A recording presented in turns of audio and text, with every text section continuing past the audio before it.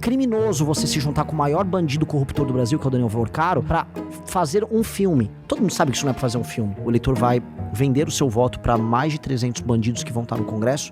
Eu venci a eleição, vou ter que lidar. Quem não quer Lula e quem não quer Bolsonaro. Tenho Caiado, muita experiência governando Goiás. Eu tenho Zema, cada um desses com 2 mandatos. E eu tenho Renan. É empresário, é músico, mas não tem experiência como governador. E aí, camarada, tá em situação desigual.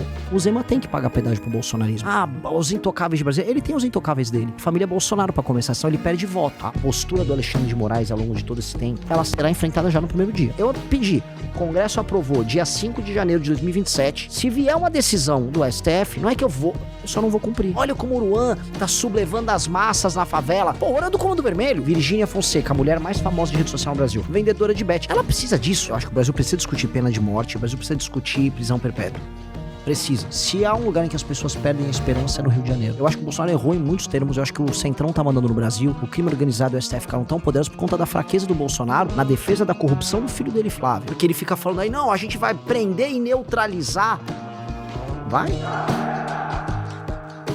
Olá, pessoal. Na série Pré-Candidatos à Presidência da República, tenho a honra de receber aqui o pré-candidato do Missão, Renan Santos. E para mim também vai ser um bate-papo legal, porque eu tenho curiosidade para saber de onde veio esse jovem, qual é a história dele e por que com tantos partidos de direita, né, o eleitor vai ter aí a ideia de escolher o Missão. Então, Renan, muito obrigado, cara, pela tua presença. É um baita de um orgulho pra gente te receber aqui, viu, irmão? Obrigado aí. Não, pra mim que é uma honra. Estou aqui de tiete e também de pré-candidato aqui nas duas funções. Sou teu fã e acho que faz um belíssimo trabalho porque toca o tema da segurança pública e de uma maneira sóbria. Até porque a questão de segurança pública é multifatorial e tem muita gente que faz carreira na internet e na política com as famosas soluções fáceis e rápidas, ganham mandatos e não resolvem porcaria nenhuma. E eu acho que esse é um tema central para o Brasil, é um tema central para essas eleições, e a gente vai ter que resolver essa questão de maneira inteligente. Tanto que eu tô vindo aqui trazendo soluções, mas eu vou ouvir e vou aprender. Como eu já aprendi outras vezes, até um tema que foi para mim importante, que eu coloco muito nas discussões, é a questão do estado de defesa. Que eu vi você falando uma vez que não vai dar para fazer as operações se não tiver um estado de defesa em que permita, por exemplo, entrar nos domicílios para você capturar bandidos que se escondem nos domicílios dentro dos bairros das favelas. E é uma verdade, todos os lugares que eu fui ao redor do Brasil que tem ocupação de facção, pelo amor de Deus, bota o estado de defesa que eu tenho que pegar o cara dentro da casa. Renan, é impossível entrar numa comunidade e recolher fuzis que matam seres humanos sem um mandado de busca e apreensão coletiva. Bom, eu já ouvi o seu ponto de vista. Eu convidei hoje, Renan, um policial civil muito experiente, Francisco Stal de la Torre, foi o camarada da Delegacia de Entorpecentes da CORE, da Polícia Civil do Rio de Janeiro, foi um dos policiais que prendeu o Elias Maluco. E convidei também o coronel Fábio Cajueiro, que, na minha opinião, é o maior especialista em vitimização de policiais do Brasil, que comandou a UPP mais perigosa do Brasil, que é a UPP do Complexo do Alemão, 3.800 policiais. Então são 2 policiais com somados ali 60 anos de experiência, operando em favela, e eles estão aqui para te fazer perguntas difíceis, tá? Para ver se o candidato conhece o tema segurança pública. E eu já pediria a você, Renan, que fizesse para a gente um diagnóstico da situação do Brasil hoje. Não só em periferias, mas a situação do Brasil como um todo. Na região norte, no Amazonas, como no Brasil todo. Sobre segurança ou sobre tudo? Sobre segurança, irmão. Sobre segurança. Segurança, bom, estamos num processo de transição para nos tornarmos um narco-estado. E eu acho que esse narco-estado, ele se dá de maneiras diferentes, com fórmulas diferentes e em estágios evolutivos diferentes. Então, eu vou no exemplo que eu dou. O Rio de Janeiro, você já tem uma mistura na política oficial, institucional, a Alerj, que é o maior exemplo disso, entre crime organizado, tráfico de drogas, para ser bem claro, e a política institucional. A ponto já vou botar aqui uma polêmica aqui, um dos meus concorrentes à presidência da República, o Flávio Bolsonaro, ter muito a se explicar sobre isso no processo eleitoral, porque apoiou o Bacelar, apoiou o TH Joias, aquele cara que caiu lá de Belfort Roxo, lá o Canela, vai ter que se explicar, porque ele fica falando aí, não, a gente vai prender e neutralizar. Vai. Ele foi parlamentar aqui no Rio, depois foi senador, fez alguma coisa nesses temas, mas deixando ele aqui de lado, o que eu aprendi rodando no Brasil é que... e essa é uma visão que eu quero até trazer para vocês e até sofrer a crítica e ver se vocês concordam, que existem 2 tipos, a grosso modo, de ocupação no Brasil.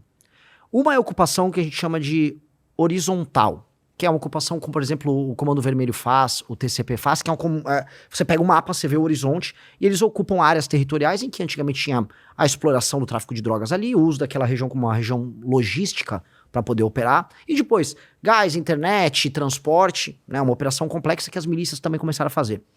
E a do PCC, eu acho que o termo é bem interessante, que é a ocupação vertical, que é a ocupação institucional. Então vai de mercado financeiro, posto de gasolina, Ministério Público, polícia política, portos, e é uma operação mais complexa com um faturamento maior. Então não necessariamente o PCC precisa fazer uma ocupação territorial tão ostensiva quanto um Comando Vermelho, um Bonde dos Malucos fazem, mas ele tem uma operação que ela invade as instituições de uma maneira mais efetiva. São dois modelos diferentes. Conversando, por exemplo, com membros do governo americano, eles estão mais preocupados com o modelo do PCC, porque eles já estão operando internacionalmente e é mais fluido, é mais difícil. E aí, rodando o Brasil, eu percebo um pouco os métodos. Por exemplo, em São Paulo, a gente tem o Porto de Santos, que é ocupado pelo PCC. Aí eles pegam a Baixada Santista e eles fazem uma ocupação à lá Comando Vermelho, porque acho que é um entreposto logístico para poder operar o porto. E eles estavam fazendo isso no P100, lá em Fortaleza. E aí o Comando Vermelho, né, olhou e falou, não, vamos tomar o P100. Aí o Comando Vermelho derrotou agora o PCC ali na região. O estado, inclusive, que para mim está numa situação mais preocupante é o estado do Ceará. Eu acho que você tem uma negligência gigantesca por parte do governador atual, que é o Eumano, e a tomada de cidades inteiras, participação institucional do Comando Vermelho no processo eleitoral. Então, onde eu olho, eu vejo modelos diferentes dessa ocupação, vejo uma sofisticação maior por parte do PCC, eu vejo por parte do PCC operações intricadas que a gente vai ter, por exemplo, trabalho de fronteira para a entrada da droga, somado a trabalho com prefeituras e com polícias locais na Rota Caipira, trabalho no Porto de Santos, trabalho com cooperação internacional para aplicar eles.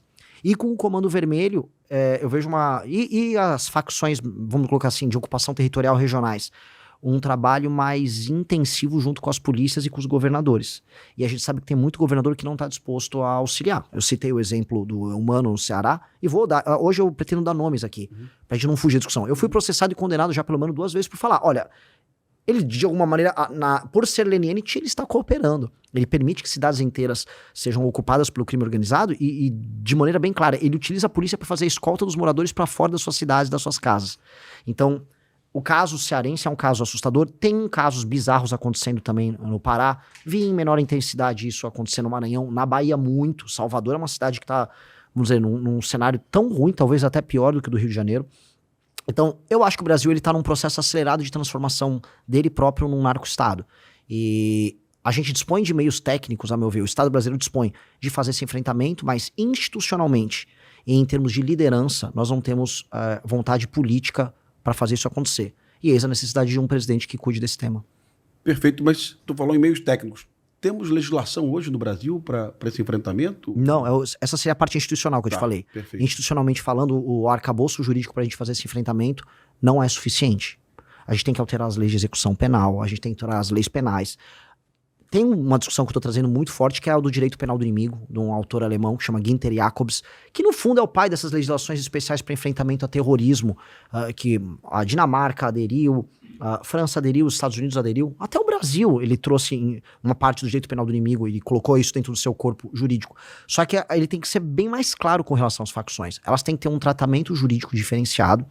E a tese do direito penal do inimigo é justamente o direito ser muito veloz e muito intenso com relação a membros dessas organizações anômalas. E, veja, a gente recebe críticas, eu fui muito criticado, mas isso dentro de uma democracia, e eu dou exemplo, a Dinamarca, que é uma democracia que ninguém critica, ela aplica isso contra facções. Tem uma facção específica que atua na Dinamarca, se você se associar a ela, você já vai preso. Se você divulga ela, você vai preso. E isso tem a ver com a cultura, a narcocultura, ou a superestrutura cultural do narcotráfico, a gente pode chamar do que a gente quiser, que é entendido pelo direito penal do inimigo também como uma parte integrante da facção.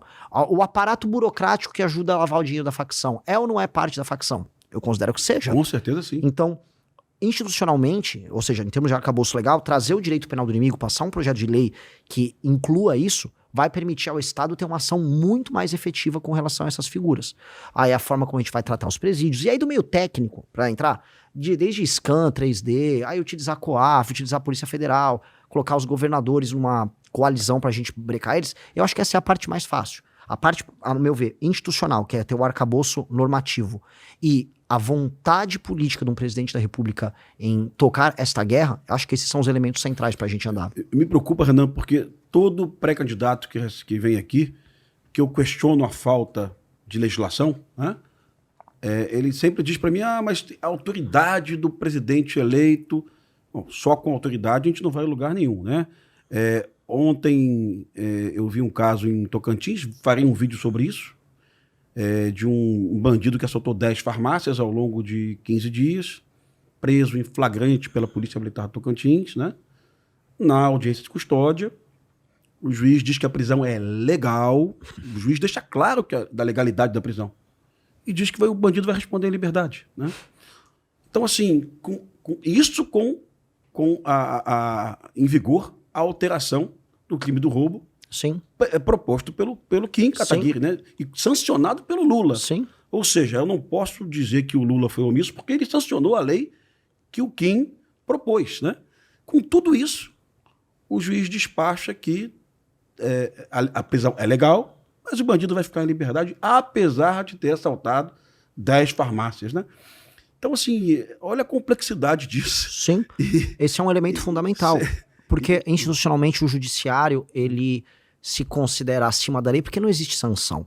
A gente aprende no primeiro ano de direito que a norma, Hans Kelsen isso, a norma só funciona se ela tem uma sanção. Se você tem uma norma e a norma não tem uma punição, caso ela não seja cumprida, a norma não tem função. Sim. Do que adianta um juiz ter a lei a ser aplicada se ele não é sancionado quando não a aplica? Sim. E quando vem uma sanção, quase nunca vem, ele é aposentado com todos os seus vencimentos até o final da vida dele. Isso é um absurdo, que essa é a parte da alteração no funcionamento judiciário que um presidente da República vai precisar fazer. E a gente tem que entender, o presidente da República, porque eu já vi os demais pré-candidatos falarem isso, não, porque o presidente vai com a força dele. Não tem força na hora do pequeno desgaste, que são nas pequenas derrotas que ele vai sendo desgastado até a institucionalidade dele cair. Então o presidente da República tem que falar tudo que ele vai fazer na campanha e na transição e no ato da posse ele já pautar esses temas de maneira imediata. E outra coisa que eu acho que é fundamental, além de pautar e explicar no debate público, então o presidente da República tem que ser permanentemente sabatinado pela imprensa, porque o enfrentamento com relação às ideias erradas que mantêm o estado das coisas atual tem que ser feito pelo próprio presidente. Então tem que ser um presidente que sabe se comunicar e que acredita naquela tese. E isso não só em matéria de segurança. Matéria econômica vai precisar ser a mesma disposição para passar os temas e a sociedade civil ser convencida. Porque a partir do momento, eu tenho uma crença muito verdadeira nisso, que a sociedade civil entender que o presidente está tocando uma guerra comum no Estado brasileiro, você vai unificar o país. Porque tem um elemento... que eu percebi agora rodando o Brasil inteiro. Do Rio Grande do Sul, que você tem 13 facções em Porto Alegre, até o Maranhão, todo mundo, de todas as classes sociais, de todas as regiões do Brasil, não é que ele quer que o crime acabe, ele quer se vingar do criminoso. As pessoas estão com ódio do criminoso. Então, se tem um elemento que une o Brasil, ser o nosso grande bode expiatório, é o criminoso violento. Você consegue pegar um país que está fraturado, que se odeia, que está rachado por região, que vota na direita, e todo mundo tá pistola com o bandido. Então o primeiro presidente que começar a enfrentar isso de verdade e começar a mostrar que dá pra fazer as coisas acontecer, você tem um efeito que é muito maior só do combate ao crime, que é o reunificar o país. E aí colocar o país na mesma guerra. Vamos agora todo mundo, presidente da República, como presidente você consegue, vou botar em estado de defesa a região de Santa Quitéria, lá no Ceará, que foi tomada pelo CV. Vou chamar o BOP lá do Rio para participar de uma operação com a polícia lá do Ceará. Você começar a unificar todo mundo se sentir brasileiro no enfrentamento a isso, que é uma causa comum a todos. Eu acho que aí sim você vai passar os projetos, você vai ter uma boa popularidade como presidente da República tratando desses temas, e a gente muda o arcabouço institucional que envolve o judiciário e as leis penais, leis de execução penal e o Instituto do Direito Penal do Inimigo, para aí, de verdade, a gente virar um país. Hoje não é um país. Perfeito. Gostei bastante. Cajueiro, pergunta. Gostou do diagnóstico, Cajueiro? Gostei. Um diagnóstico muito bom. É o que realmente faria diferença. A primeira pergunta, né, é a seguinte. Teve um psicólogo norte-americano, um estudioso chamado Stanton Seminole, que ele estudou por que o criminoso comete o crime. E então, estudando famílias de 4, 5 filhos, apenas um era criminoso. Ou seja, não era o meio social como é divulgado por várias pessoas, que não, o meio é pobreza, não era isso. Porque tinha o mesmo pai, mesma mãe, mesma escola, mesma alimentação. As duas perguntas que o criminoso faz para cometer o crime. Primeira, eu vou ser preso, eu vou ser pego. E a segunda, caso eu seja pego, eu vou ser duramente apenado. Aqui no Brasil, as duas, eu vou ser pego. Se não mudou a estatística, até o mês passado, 90% dos homicídios do Brasil não chegava nem à autoria, em média. Né? Então, e a segunda pergunta, nesse caso, estamos pegando o pior crime, vai ser duramente apenado? Não, vai sair rapidamente. A pergunta em suma é, né, diante desse cenário, a pena de morte e prisão perpétua. O senhor admite discutir prisão perpétua e pena de morte para determinados crimes? Como pretende viabilizar essas medidas diante da Constituição, que proíbe pena de caráter perpétuo e permite a pena de morte somente em caso de guerra declarada? Caso essas propostas não avancem, qual seria a sua alternativa concreta? Nós falamos muito disso. Eu acho que para você tocar uma Assembleia Constituinte originária, você tem que ter uma vitória em campo como presidente da República, e não uma vitória eleitoral. Essa vitória que eu descrevi para vocês, em que a população vai entender que o presidente se comporta como um comandante em chefe, fazendo esse enfrentamento ao crime. E ao ver resultados, o presidente da República tem que falar, agora eu preciso alterar a Constituição. E aí trazer a discussão de uma Assembleia Constituinte com uma correlação de forças contra aquilo que a gente chama de centrão, que seja forte o suficiente para permitir passar essa agenda e não contaminar essa nova Constituição. Então, esses dois temas são centrais. Eu acho que o Brasil precisa discutir pena de morte, o Brasil precisa discutir prisão perpétua. Precisa. E dois, e aí entra um elemento. Até lá, nós temos que ter um aumento brutal de penas e uma alteração profunda na lei de execução penal, alteração no inquérito policial, alteração nos planos de carreira policial, na questão da carreira única. Tem que ter para você aumentar a efetividade para nós fazermos essa construção até lá. Dito isso, nós temos que discutir pena capital e temos que discutir prisão perpétua.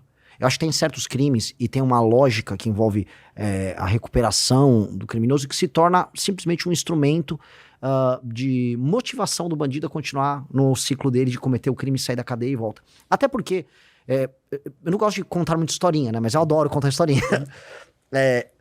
A gente tem uma questão que o Estado brasileiro, desde o fim do período do regime militar, ele tá tomado por culpa. Foi muita, violação de direito humano, e houve violações de direitos humanos, não tô negando.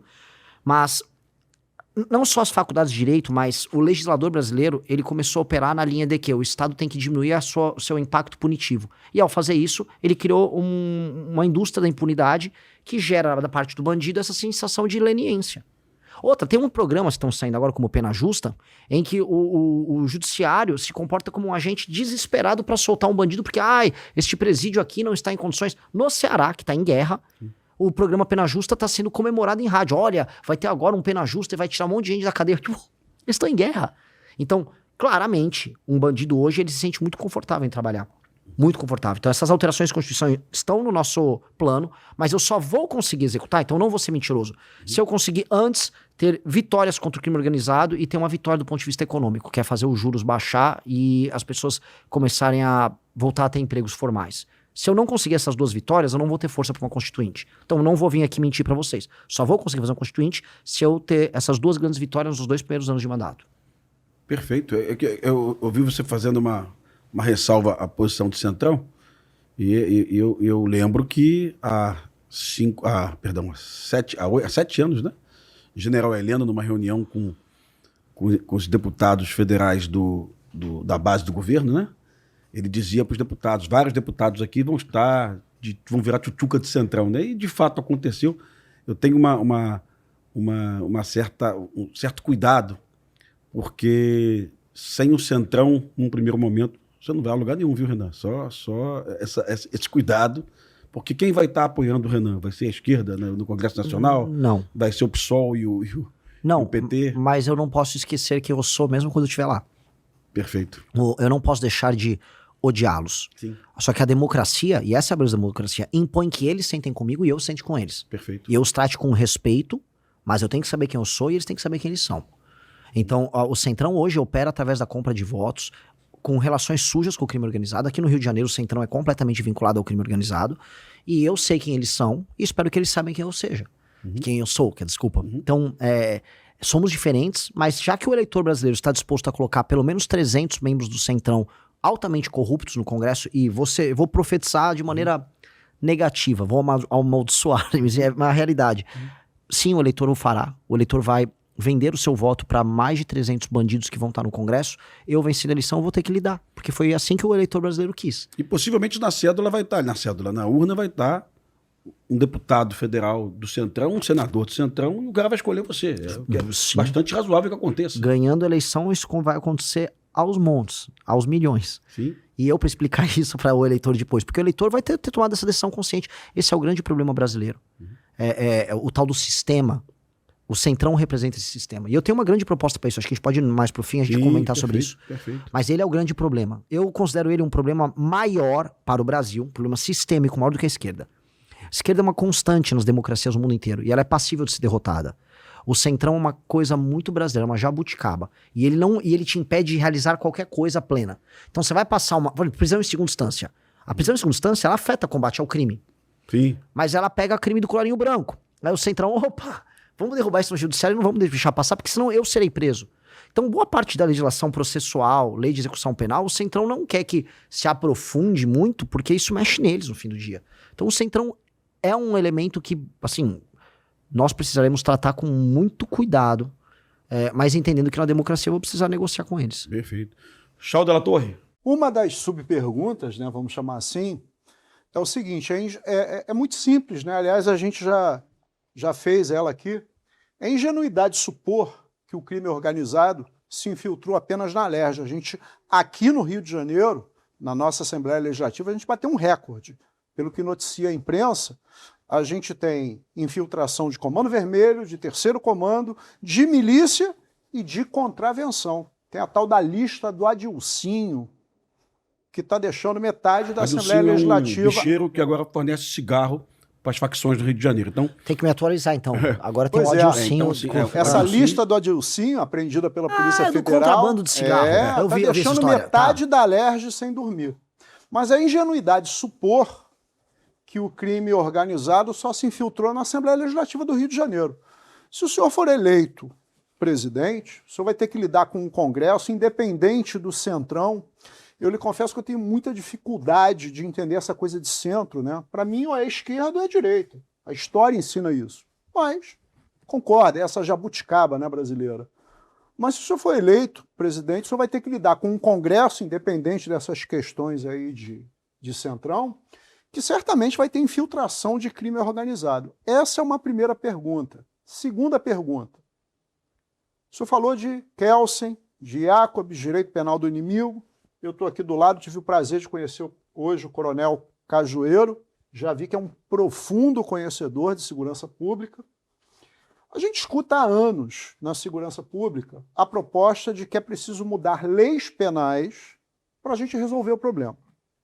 Eu, por acaso, sou professor de instituição de ensino superior, sou professor de direito penal. E aí eu lhe dou um exemplo fático.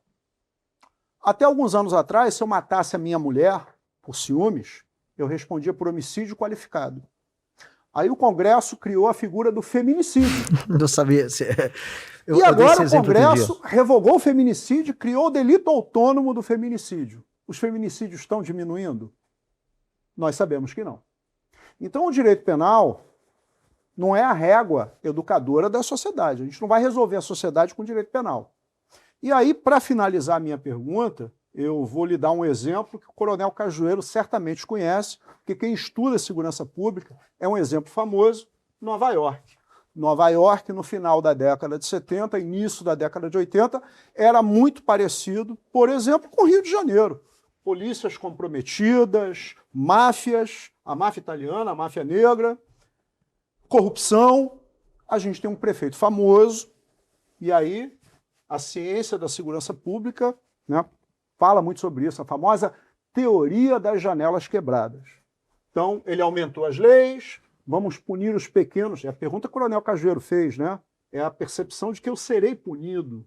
Isso intimida o criminoso. Exato. Então, o que eles fizeram em Nova York, a ponto de Nova York hoje ser a referência em termos de segurança, embora os Estados Unidos não sejam a maravilholândia da segurança pública. Nem de longe. Nem de longe. Nova York é diferente. Mas Nova York na década de 80, aliás, tem um filme ótimo sobre isso, com Denzel Washington e Russell Crowe, né, o American Gangster, que é baseado em fatos reais. Ótimo filme. Mas, enfim, o prefeito teoria das janelas quebradas, mudou a legislação, até porque nos Estados Unidos a legislação é predominantemente regionalizada e não federalizada como a nossa, mas ele promoveu um expurgo muito forte nas polícias, instituiu corregedorias com grande força, um compliance, mas ele também triplicou os salários da polícia de Nova York na época.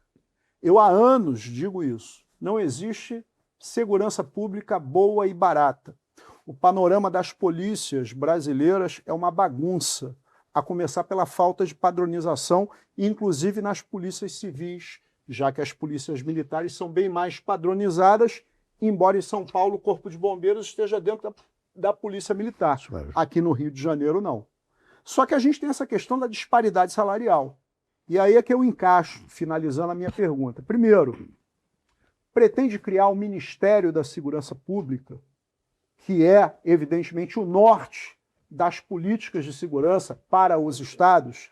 Segundo, se eleito com o Ministério da Segurança Pública, pretende chamar os governadores do estado para um grande consenso nacional para, por exemplo, padronizar polícias, padronizar procedimentos, elevar os salários, tornando a profissão, que é tremendamente arriscada. Eu não vou usar a pergunta que eu tenho certeza que o Coronel Cajueiro daqui a pouco vai fazer, mas a grande realidade é a seguinte: eu aqui no Rio de Janeiro ganho bem mais do que os policiais civis do seu estado, que também tem sérios problemas de segurança pública. Eu estava conversando com os policiais militares que estão aí, que são de São Paulo, a progressão funcional na Polícia Militar do Rio é bem melhor do que na Polícia Militar de São Paulo. Então isso tudo impacta e muito na segurança pública, candidato, porque é muito fácil, com todo o respeito, eu não vou entrar no mérito da constitucionalidade de instituir pena de morte. Pelo que eu entendi, o senhor, se eleito for, pretende convocar uma Assembleia Nacional Constituinte. Mas aí a gente tem teoria da vedação do retrocesso, da Constituição. Mas o tema aqui não é direito, é segurança pública. À luz da segurança pública, será que a gente precisa de mais leis penais, de endurecimento de mais leis penais, ou a gente precisa mudar profundamente o modelo persecutório criminal e as polícias que nós temos? É exemplo que foi feito em Nova York. Bom, não é uma pergunta, é uma super pergunta, é um tratado que eu recebi aqui, mas vamos lá, vamos fazer igual o Jack Stripador, vamos por pedacinhos, né? Então vamos lá, primeira coisa, eu concordo que não está restrito à LERJ e a infiltração do crime organizado está em várias instâncias, em vários estados de maneiras muito diferentes. E o privilégio que eu tive de viajar pelo Brasil é para entender muito como funciona em cada lugar, cada tipo de infiltração. Vamos lá, outro ponto que você colocou que pra mim é fundamental. Você fala assim, não é só a questão das leis penais que resolve. Óbvio que não. Porque a lei, se ela não tem efetividade, ela é letra morta. A lei brasileira é letra morta, a começar pelo judiciário, que não faz uma implementação devida dela. E o inquérito policial, que não é funcional no Brasil, as carreiras, ou mesmo o acompanhamento de um processo. Às vezes um policial que deveria acompanhar do começo ao fim uma determinada investigação, ele faz a primeira parte, depois vai cair num escrivão, e a coisa não anda, aí o Ministério Público entra por cima. É caótico o modelo de investigação nosso e o modelo persecutório depois, e aí vem a subjetividade do juiz, que aqui o juiz ele tem a sua subjetividade. Então, como aconteceu no caso do menino Henri Borel, é machismo estrutural você colocar a mãe ali. Objetivamente falando, uma reforma do judiciário, que é uma reforma que a gente está propondo, ela tem que ser estritamente literalista no sentido de implementação da legislação. Matou tantos anos, tem esse agravante aqui, tantos anos, o juiz só vai cumprir aquilo. Essa subjetividade que hoje é permitida ao juiz, ela é um dos elementos que mais gera impunidade, e ela gera um elemento discricionário e subjetivo que, conforme você sobe para as instâncias superiores, piora. Tanto que a boa parte daquilo que a gente chama de corrupção, que eu já estou falando agora de crime de colarinho branco, ele se vale disso. De interpretações extensivas que tribunais superiores fazem. Nós vamos precisar amarrar isso. Muito, porque hoje está completamente solto e a soltura desse processo é justamente o que mantém o sistema vivo. E aqui eu não estou falando como teórico de conspiração. Para mim, o sistema só sobrevive porque você tem uma aliança tácita entre o legislativo, o judiciário e o executivo que permite que cada um faça negócio e tenha privilégio nas suas áreas, mas todos, vamos dizer, afrouxam a fiscalização de um sobre o outro. Então, o legislativo não vai para cima do judiciário para obrigar o judiciário a cumprir a lei como tem que ser cumprida.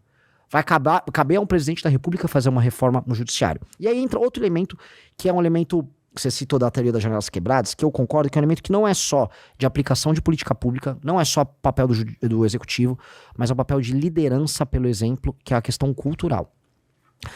Quem fez, a gente dá o exemplo do Giuliani, quem fez isso de verdade, criou uma nação que é muito mais impressionante que os Estados Unidos departamento, é um homem que chama Lee Kuan Yew, num país chamado Singapura. Ele é o maior líder político do século XX. Ele pegou um país que era favelizado, destruído, violento, com a autoestima e com a moral corroída, porque foi humilhado pelo Japão por anos, e ele transformou essa numa das grandes nações mundiais. O que ele tinha como teto? Todo mundo falava, a pessoa em Singapura, ela é suja, ela é porca, ela é criminosa, ela não é confiável para fazer negócio. E ele acreditava que, primeiro você vem com leis e uma liderança muito firme na aplicação da lei, ou seja, o exemplo vem de cima. A lei dura e a sanção pesada vira hábito. O hábito depois se torna cultura, a ponto de você sequer conseguir distinguir no futuro que aquilo um dia foi forçado à população. A sanção, a lei dura com a aplicação e o exemplo da liderança acaba gerando um exemplo positivo. E nós no Brasil já tivemos exemplos positivos. Até os anos 90 o brasileiro não usava cinto de segurança. Até o meados dos anos 2000, todo mundo fumava dentro de qualquer espaço fechado. E veio uma lei, aquilo se tornou hábito, e depois se tornou cultura, e hoje as pessoas levam isso muito a sério. O brasileiro agora põe cinto de segurança no banco de trás. Então, nós somos capazes de criar esse processo. Mas um país que tem o processo dele, vamos dizer, não só de criador de leis, mas de dar exemplo, vindo uma liderança tão ruim como o Brasil, ele não faz essa imposição do topo para baixo. Não vai vir, e isso aqui que eu tô falando não é popular, mas precisa ser dito, não vai vir da base da população a mudança. A mudança sempre vem do topo em todos os lugares do mundo. Só que uma liderança política corrompida com vorcaro nunca vai fazer top-down o exemplo que precisa ser dado na população. E o que eu chamo isso, que é a desfavelização mental do brasileiro, tem a ver com o Giuliani, mas tem muito mais a ver com o que aconteceu em Singapura, que é a ideia de que as pequenas práticas antissociais do brasileiro vão precisar ser enfrentadas. O Rio tem muitos esses exemplos de a invasão do espaço alheio, é o cara com a caixinha de som dentro do ônibus, a pessoa que pula a catraca, é o cara que se apropria do espaço público da praia. Não, essa área aqui é minha, você não pode sentar nessa cadeira. É a pessoa que picha, é o cara que joga o lixo na frente da casa da outra pessoa. Esses pequenos comportamentos, eles vão ter que ser tratados como delitos. E o Estado vai ter que estar muito presente nisso. Isso vai ser criticado. Falar, ele quer um Estado policial. Mas eu preciso criar os bons hábitos. Os bons hábitos criam os bons bairros, criam a boa cultura. E a boa cultura começa a criar ambientes que são socialmente passíveis de serem vividos. E isso vem acompanhado da mudança das leis penais. Mas isso tem que vir acompanhado de uma liderança muito boa. É uma questão de liderança. Se você não tem uma liderança que quer implementar isso, você não vai implementar. Falam do Bukele. O lance que o Bukele fez é, primeiro ele destruiu o crime organizado, agora vai ver o que ele tá transformando em São Salvador. Tirando os fios, a cidade tá ficando limpa, vai jogar lixo na rua em São Salvador. Então, o exemplo que a gente tem que dar é transformar os nossos ambientes e os nossos hábitos. E criar uma cultura de civilidade. Aí esses elementos, eles vão ter um efeito que uma coisa puxa a outra e ajuda a outra. E aí tem um elemento que eu te disse, é o elemento cultural e o elemento de liderança, que não são necessariamente positivistas no sentido de passar a lei, mas de passar o substrato cultural que está por trás da lei, que faz a lei valer, que é a ideia de você ter um sistema de valores comum. Hoje o brasileiro está completamente e moralmente esculhambado. E essa esculhambação vai se refletir numa sociedade mais violenta, com certeza. Perfeito. O Renan, tem uma Demorei coisa... muito, só essa pergunta. Eu não quero ser palestrinha. Eu vi no teu Instagram a sua menção a Singapura, e o que eu sei de Singapura, eu sei pelo YouTube, né, de pequenos documentários. Essa transição em Singapura foi feita obedecendo a democracia, cara? Eu preciso saber disso, porque eu não me incomodo no estado policial. Eu fui a Londres há 7 anos e eu vi um aviso no metrô. Se você pular a roleta, você vai preso. No mesmo momento, no Rio de Janeiro, 70 mil pessoas pulavam a roleta do BRT por dia. Com certeza Londres está certo e o Rio de Janeiro está errado. Lógico. Então, o estado policial, sinceramente, eu não me incomodo. Faz parte do processo educativo. Eu tenho medo da ausência de democracia. Singapura teve uma ruptura do Estado Democrático de Direito, Foi diferente, porque Singapura, ela foi meio que expulsa da Malásia. Sim. Ela era uma parte, e ela foi tocada pra fora por parte de uma outra nação, e aí o Lee Kuan Yew era o líder que fez essa transição, e ele começou num regime que não era democrático, e ele fez a transição para um regime Ele era democrático. obcecado com limpeza, inclusive. Ele era Sim. obcecado com limpeza. Sim, ele tornou, o que ele faz é a transição. Ele Sim. começa num regime que não era aberto, porque nunca havia sido aberto, porque nem existia Singapura antes, e aí ele transforma depois num regime que é aberto. Então, Singapura passou por isso. Outras nações asiáticas passaram por isso, Sim. a bem da verdade. A própria Coreia do Sul Sim. também passou o processo de criação. Criação não é aquilo, é uma divisão, mas de transição de um regime mais fechado para um regime que hoje é democrático Aliás, e aberto. É um país miserável até a década de 70. Né? Exato. Ele é mais pobre do que a gente na década de 80. Exato. A questão toda é que você pode implementar isso num regime democrático. As coisas não são detrimentais. Você pode ter muita lei e ordem num regime democrático. O Japão tem muita lei e ordem num regime democrático.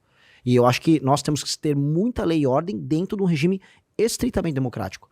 Eu falo isso porque vem muitas pessoas que vão criticar, mas você está falando desse exemplo aqui do Bukele, ou daquele outro exemplo da China. A China é muito dura também, vai jogar lixo na rua em Xangai. Sim, mas eu estou dando exemplo porque a punição é alta, só que você pode fazer punição alta em regimes democráticos, isso não é detrimental de maneira alguma. Perfeito.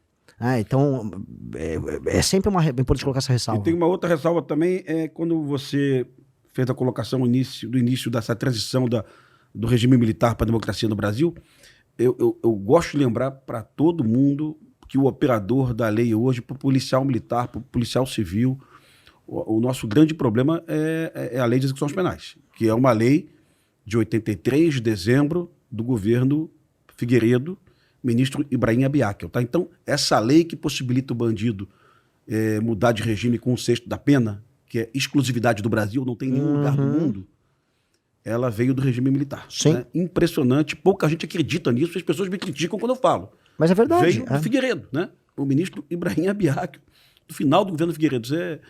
O mundo todo é 2/3 da pena, 1/3 da pena, metade da pena. O Brasil é 1/6. Graças a Deus o Derrite conseguiu mexer nisso aí, até com apoio interessante da Tabata e da Maria do Rosário, né? A Tabata e a Maria do Rosário votaram contra o fim das saidinhas, né? Que era uma vergonha para o Brasil e um problemão para a segurança pública. Cajueiro, mais pergunta, irmão? Tem sim. Aqui no Rio, não sei se o senhor conhece esses detalhes, qualquer número ou esclarecimento que o senhor queira à vontade, nós vivemos uma realidade de guerra em que nós não conseguimos comparar com polícias e fomos comparar com forças armadas, em guerras declaradas.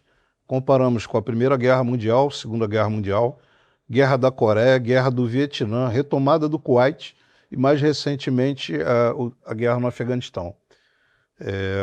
Chegamos a análises, em termos percentuais, de que foi mais arriscado servir aqui no Rio de Janeiro, nos últimos 32 anos, do que em qualquer força armada americana ou a FEB em qualquer dessas guerras.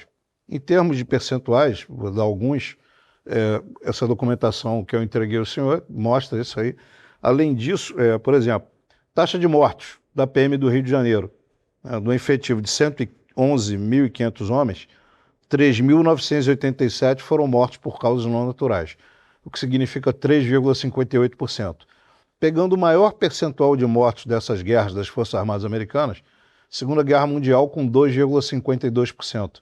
O nosso percentual é 1,4 vezes maior do que o deles.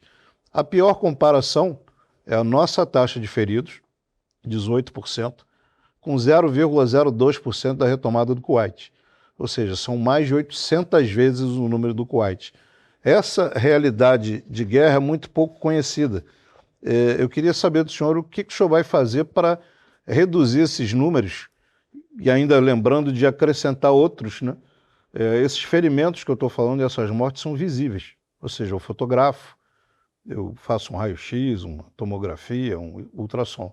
Os ferimentos invisíveis que a gente chama são os psicológicos e psiquiátricos, que estão conduzindo, não no Rio de Janeiro, porque aqui a gente tem essas taxas de intensa morte e feridos, mas estão conduzindo o Brasil a uma questão de mais policiais se matando do que morrendo.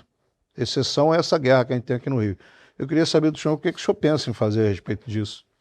Já que o presidente, além de ser presidente, a gente necessita de ter uma figura inspiradora, que a gente possa olhar para cima, pô, me orgulho desse presidente, quero fazer igual a ele, coisa que a gente não tem aí há muito tempo. Eu vou juntar a tua pergunta com um elemento que eu não respondi da pergunta anterior, que eram dos salários dos policiais que são completamente caóticos ao redor do Brasil.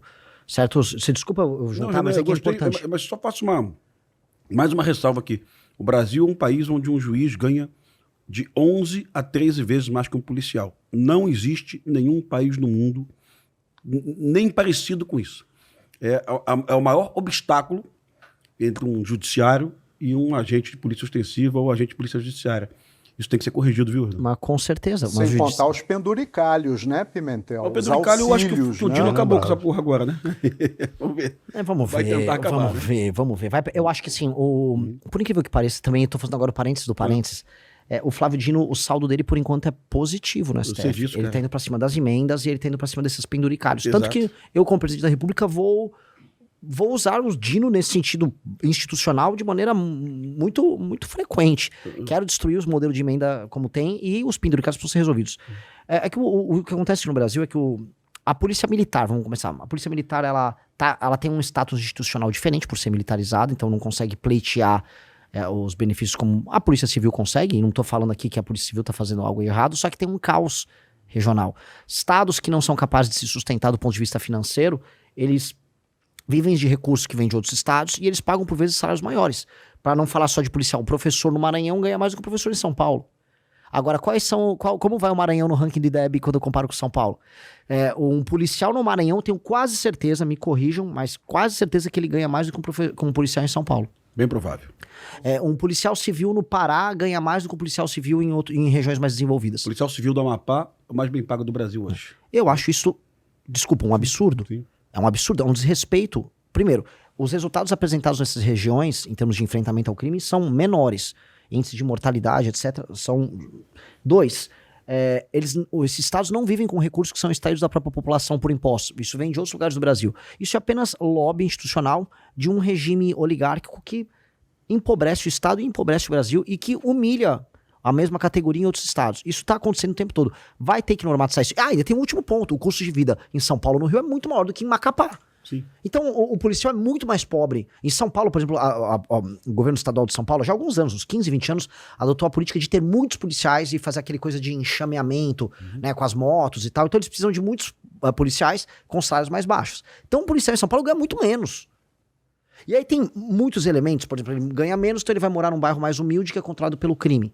Coisa que a gente vai precisar fazer em São Paulo e no Rio, até que eu acho que não apenas melhorar a qualidade de vida, mas atentam para esse problema, é criar uma política de habitação para que o policial viva em regiões mais seguras nesse processo de transição de destruição do crime organizado. Vilas militares. Exato, eu vi isso nos Estados Unidos. Sim. Tem que ser protegido, tem que tirar ele, vamos dizer, da proximidade com alguém que pode gerar dano pra ele e pra família dele. E não só dano, porque quando você tá convivendo com o cara que comete o crime, você começa a criar leniência com o crime, leniência com o comportamento. E você tem até a cooptação, eventualmente, de um policial pra um sistema relacional criminoso.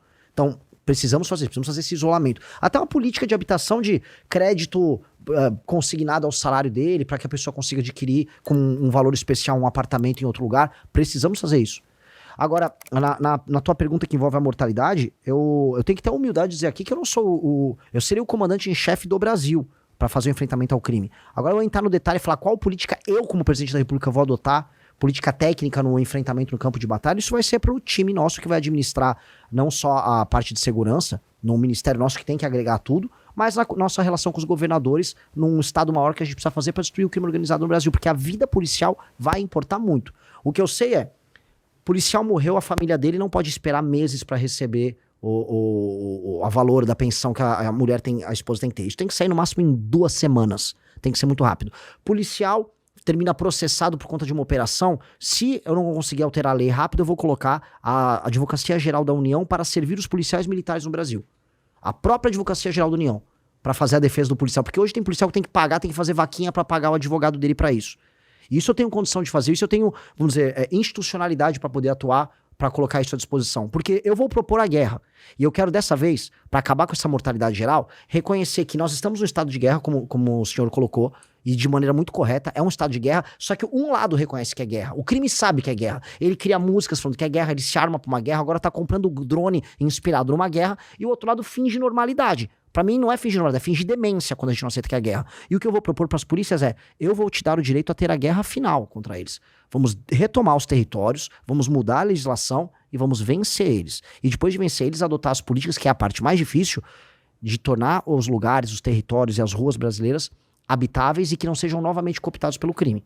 E aí é isso o desafio, é isso o desafio de um trilhão de reais, que é tornar o Brasil habitável. Se a gente conseguir isso, que é o aí esses policiais não apenas não vão morrer mais, mas a gente vai viver num país decente. Esse é o grande desafio. Pimentel, então só para esclarecer, o candidato a ser eleito pretende criar o Ministério da Segurança Pública. Em um estado maior. E o mais importante, um estado maior. Colocar a AGU para defender o policial. É. Isso é uma proposta bem inédita e ousada, viu? Na hora, eu tenho que botar a AGU na hora por decreto, a AGU vai ter que ajudar os policiais nisso, porque não é possível que no montante de operações que nós vamos precisar fazer, hoje já é assim, eles têm que fazer vaquinha, às vezes pega uma associação e faz Às vaquinha. vezes vende o carro. É assustador, as pessoas não sabem disso, que o policial que te defende, olha só que loucura, ele vai, prende um bandido, aí às vezes o bandido já é solto na hora, ou ele toma um chá de cadeira na delegacia. Outra coisa que tem que ter, período máximo pra ser lavado o BO, o policial deixou o bandido lá, ele não pode ficar 8 horas numa delegacia parado. Às vezes o bandido vai solto antes que o policial tem que cumprir aquele trâmite burocrático. Isso é uma coisa que também cansa eles. O policial não pode ver depois o juiz pegar todo o trabalho que ele teve de colocar a vida em risco dele e depois meter lá, não, vou soltar. Isso é um absurdo total e completo. Hoje um policial que tá na rua cumprindo o trabalho dele, ele é um louco. Ele é um louco. O que ele tá fazendo assim, ele tá participando de uma guerra inglória em que o próprio Estado é inimigo dele. Então todos esses elementos têm que ser alterados. Então esse Estado maior tem que ser montado, porque se você tem um exército e o seu soldado é tratado de maneira desrespeitosa, você vai perder a guerra. E a gente tá perdendo a guerra. Então esse Estado maior, que é mais do que apenas, vamos dizer, uma coordenação, é um Estado maior, com reuniões recorrentes pra gente vencer uma guerra e a gente tem que atestar que a gente tá em guerra. A gente tem que parar de negar. Aquele que nega que existe a guerra, ele vai ser... É igual uma pessoa que tá com câncer no pulmão e continua fumando. Esse é o Brasil. Ah, não, tá tudo bem. O Comando Vermelho agora tomou lá o Ceará, tá tudo bem. Não tá tudo bem. O Renan, não sei se você acompanhou, há 45 dias o governo federal lançou 4 eixos temáticos de combate ao crime no Brasil. Eu recebi aqui o secretário de Segurança Pública Nacional, que verdadeiramente eu admiro, que é o Chico Lucas, tá? Ele veio do Piauí. Piauí é um estado que inovou muito na segurança pública. Esse projeto de recuperação de celular, hoje imitado, copiado por 27 estados da federação, começou no Piauí. Lá tem redução de homicídio e eu recebi ele aqui. Gostei do papo com ele, foi um papo muito franco. E nós conversamos sobre os eixos temáticos que o governo federal escolheu. Follow the money, Faria Lima, buscar o dinheiro do PCC na lavagem, né? Obstacular a chegada de fuzis nas capitais. Não tem como não gostar disso. Quanto mais a PRF trabalha na rodovia, mais seguro vai estar uma favela no Rio de Janeiro, a periferia de São Paulo. A questão que envolve equipar presídios, 120 presídios no Brasil com bloqueadores de celulares. E, por último, o governo federal fala da resolução de homicídios, que o Cajueiro colocou isso aqui. Equipar os IMLs, os Institutos Médico Legal, né? E equipar também as divisões de homicídio para elucidar mais homicídios. No final, o governo federal não fala do que mais impacta a periferia no Brasil, o que você está vendo, você está visitando, que é o domínio territorial. É a barricada, a pichação do CV. Eu não sei porque o governo federal deixou para trás isso. Eu até tenho algumas teorias sobre isso. Talvez a esquerda brasileira entenda como recuperação de território, operação de alta letalidade, não necessariamente uma coisa tem a ver com a outra. Mas não sei se você conhece esses eixos. Eu só condeno esses eixos temáticos pela ausência da recuperação do território. Eu gosto de tudo. Mas quando o governo federal fala que recuperar o território não é uma prioridade, né? Isso me preocupa muito. Eu acho que a obsessão nossa na segurança pública deveria ser retirar a barricada e retirar todas as pichações de CV de todas as periferias do Brasil. Nem que eu chame o prefeito, tu vai ser meu parceiro nisso. Você está atento a isso? E nessa escala que eu te coloquei de prioridades, a recuperação do território, qual é a tua prioridade? Zero. Dia seguinte. Dia seguinte, porque assim, o presidente da República, ele tem como dever, junto com as Forças Armadas, zelar pela integridade do território nacional. Portanto, eu vou estar a partir do dia 1, assumindo o mandato, em descumprimento do meu papel como presidente, ao não zelar pela preservação do território. Então, é obrigação, e tem que ser uma obsessão. Eu vou falar porque que eu ponto a ponto, quando eu pego essas prioridades, eu concordo com elas. Só que elas partem sempre de uma premissa, e essa é a premissa que vai na questão do território. É a premissa, assim, que eu vou enfrentar o topo da cadeia alimentar, a Faria Lima. Não, por que não entram com fuzil na Faria Lima? E aí esquecem o outro lado, que é o lado ideologicamente conveniente para eles. Eles gostam da tomada do crime organizado na favela. Eles enxergam isso como um elemento fundante da ideia de luta de classe. Há muito tempo se discute isso. Foi discutido agora por parte do PSOL trazer o Oruan como candidato, porque eles falam, olha como o Oruan tá sublevando as massas na favela. Pô, o Oruan é do Comando Vermelho. O MC postou do Comando Vermelho. Então, eles acreditam nisso. É uma crença verdadeira. E em muitos estados, eu vou tomar processo e condenação de novo, em muitos estados a relação é total. Então assim, pô, vou falar aqui, o Eumano lá no Ceará, eu vou tomar outra condenação no Ceará, o Eumano no Ceará, ele é conivente, pra dizer o mínimo, com a tomada territorial, e depois os candidatos dele fazem campanha nessas regiões. O prefeito lá de Santa Quitéria, que era ligado ao Comando Vermelho, é aliado dele. Era aliado, que depois foi afastado. Mas era aliado dele.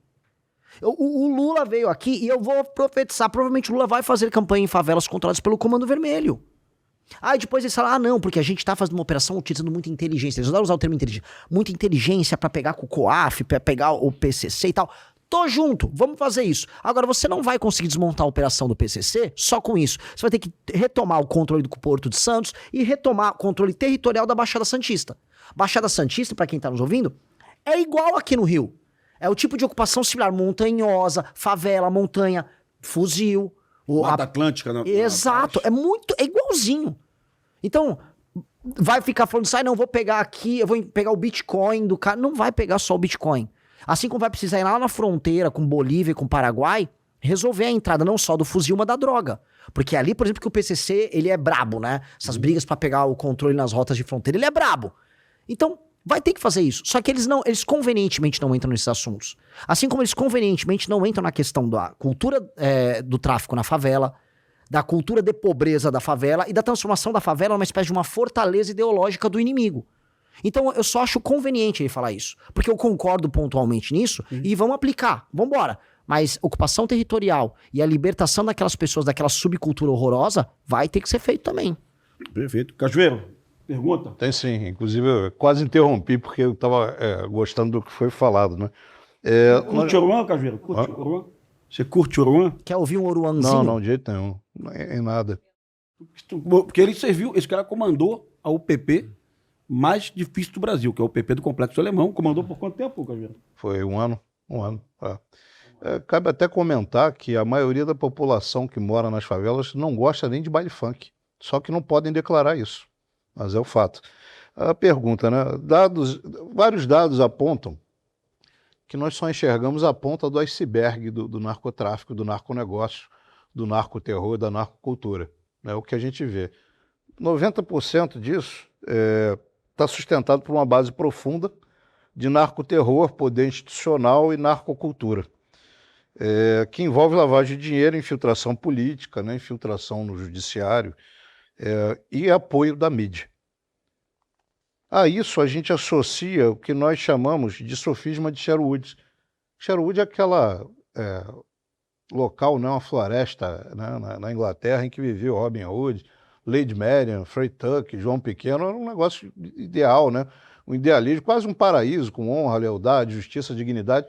E aí criam aberrações como a DPF 635, né, que trata de N dificuldades para a polícia poder entrar, tendo trechos, o termo talvez não seja esse, também talvez o Chau possa complementar o Pimentel, mas só pode atuar em situações extremas, né, diferenciadas, o que acontece lá todo dia. Emergenciais, esse é o termo exato. Emergenciais. Situações emergenciais. Eu adoro esse cacoete brasileiro, essa jabuticaba da gente criar eufemismos. Eufemismo. Né? Emergenciais. Sem excepcionalidade. O que é emergencial. Excepcionalidade, mas ninguém diz o que é isso. Né? Ninguém diz o que é. Aí, finalmente, né?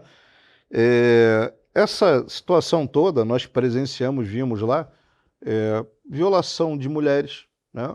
E violação de residências, obrigação do cidadão que mora dentro da comunidade de uma favela de guardar arma, guardar drogas, guardar equipamento, desrespeito completo, punições como tiro no pé, tiro na mão, queimar cabelo, espancamento, chegando a execuções via micro-ondas, né, que é um tema, para quem não sabe, que é uma série de pneus com gasolina e o alvo, a vítima, jogada ali dentro. Como é que o senhor pretende combater isso e acabar de vez com essa ideia de que a polícia entra nesses locais emergencialmente, enquanto nas nossas residências passa a patrulha todo dia em frente da nossa casa?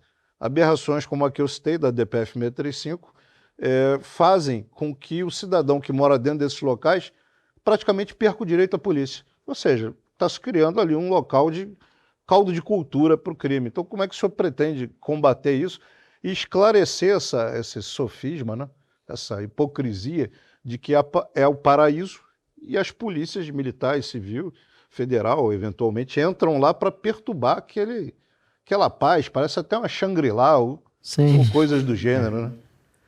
Diga que você foi visitar Tavares Bastos do BOPE, viu, cara? Todo Sim. mundo viu na tua página. Sim. Então você viu um exemplo ali de uma comunidade que não é refém nem da milícia, nem do Comando Vermelho. Exato. Tu gostou Eu vi, ali, né? maravilhoso. E mostra o seguinte, Congela, ali né? o que só precisa agora é regularização fundiária e desenvolvimento econômico. As coisas vão sair, um pouco de urbanismo ali. Sim. Mas a autoridade policial, ela gera um lugar pacífico. Quem não viu, veja no Instagram do pré-candidato, ele visitando o BOPE com o Coronel Busnello, ele vai na laje do BOPE, né? Aí embaixo uma comunidade chamada Tavares Bastos, uma comunidade que não tem nenhum homicídio Exato. há 27 anos, né? É mais seguro do que Dinamarca, do que Zurique, do que o que for, né? E para mostrar, que a maior parte dos moradores não querem cometer crime, e 2, quando você tem a autoridade policial e estabelece o controle sobre o território, acaba o crime. Nossa! E eles né? gostam do BOPE? Amam. Assim, amam. Eu andei lá, a mulher da venda ficou toda feliz quando chegou um cara do BOPE. Você aqui, dando lanchinho pras pessoas. Que levar todos os pré-candidatos lá, sabia? É uma aula de Brasil. É uma aula porque muita gente tem a ideia, por exemplo, que a favela é um lugar tomado por pessoas ruins. E na verdade não é. A favela, a maior parte das pessoas são altamente virtuosas. A elite brasileira, sem precisar, ela entra em escândalos de corrupção pra ficar mais rica o tempo todo. Uma pessoa que mora na favela, veja, ela tá numa situação muito complicada. Optar por não ser um criminoso é um ato de coragem verdadeira. E a maior parte das pessoas optam por isso. Então essas pessoas precisam urgentemente ser resgatadas e inseridas economicamente. E por isso que o processo de desfavelização, eu tento falar isso o tempo todo, pra mim é a solução. Porque desfavelizar não é só arrumar o bairro. É criar o caldo cultural, é eliminar a narcocultura, é você criar, vamos dizer, os bons hábitos, o hábito da pessoa não tacar o lixo na frente da casa dela. Porque tem elementos em que a pessoa, ela foi tão despida de hábitos bons, porque ela foi tratada como animal a vida inteira, que ela não sabe. Eu visitei favelas no Pará, a pessoa pegava o lixo dela e tacava na frente da própria casa. Então as pessoas erram. E eu não vou mentir para as pessoas. Falei, não, você vai ser multado e bem multado e eventualmente preso se fizer isso. Agora, eu vou fazer a rua aqui, vai ter coleta de lixo, aqui tá a cesta de lixo e vai colocar coisa na cesta de lixo, tá? Mas voltando pro elemento da guerra. Essa DPF das favelas, a postura do Alexandre de Moraes ao longo de todo esse tempo, ela será enfrentada já no primeiro dia. Eu vou colocar as favelas nas primeiras operações e as cidades em estado de defesa e eu vou tocar as operações. E em bom português, eu já falei isso em outras entrevistas, e eu vou repetir, eu estou no estrito cumprimento do meu dever como presidente da República e para passar o estado de defesa eu preciso do Congresso. Eu pedi, o Congresso aprovou dia 5 de janeiro de 2027. Se vier uma decisão do STF, não é que eu só não vou cumprir. Eu não vou cumprir. Eu vou apenas com as forças policiais, se precisar de auxílio das Forças Armadas, vou fazer o meu estrito cumprimento do meu dever constitucional. Eu duvido, de coração aberto, eu duvido que o STF vai querer... Até porque tu estaria prevaricando, né? Exato. E eu considero... Deixar de agir uma prevaricação. Exatamente, que essa é a provocação. O presidente que permite isso está prevaricando. Eu vou fazer uma provocação, inclusive, para Forças Armadas. Os generais que estão aqui no Rio com seus super salários, muitos deles aqui no Rio com os clubes militares, todos eles pegam um carro com motorista para se encontrar no clube militar e tem que desviar das favelas para não ser assaltado. Veja só, quando ele desvia, ele tá ali vendo na cara dele o descumprimento do dever constitucional dele. Porque os militares têm uma posição institucional de pressão que eles podem exercer sobre a própria presidência da República.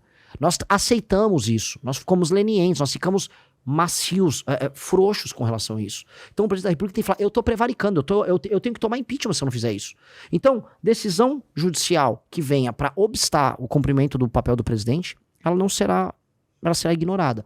Como hoje eu vejo o Donald Trump ignorando decisões que vêm de instâncias menores. Não vai, eu vou cumprir a Constituição, vou cumprir isso e vou fazer a retomada territorial, que esta é a nossa obrigação.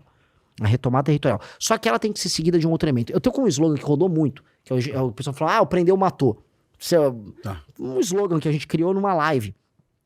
Mas depois eu falei, depois do prendeu, matou, vem o bandeira, quartel, escola, que tem muito a ver com essa discussão que houve sobre o UPP, que é fazer uma espécie de UPP nacional e direito. Que a gente tem que ter um Estatuto Nacional da Desfavelização, que envolve desde investimento em infraestrutura, leilão reverso com participação da iniciativa privada, verticalização, criação de ruas e vias, leis muito claras e muito pesadas para não haver o processo de refavelização nesses lugares, tá? Presença do Estado, desconstrução inteira da ideia de crime organizado, aí vem as mudanças da lei penal, direito penal do inimigo, e usar as escolas como centros estratégicos de formação de uma nova juventude, especialmente com os meninos. De maneira clara, é uma questão lógica. Quem é a força de reposição do crime organizado? É um homem jovem. Quem é esse homem jovem? Em geral, esse homem jovem tem um desempenho escolar muito ruim, ele não teve a presença masculina dentro de casa, ele já é um jovem complicado já na escola, isso já é detectado no ambiente escolar, e ele vem de uma família mais humilde, presente em periferias de grandes cidades. A estatística quase toda é coberta por esses dados. Pois bem, essa criança está na escola nós temos que atuar junto com essa criança. A escola tem que ser um centro formador desse jovem para torná-lo um cidadão e torná-lo próximo da polícia. Inclusive a polícia fazer recrutamento de jovens que vão trabalhar com ela já na comunidade. Então a escola é um centro nevrálgico, que é o que eu chamo de bandeira quartel-escola. Ela é cívico-militar? Pode ser.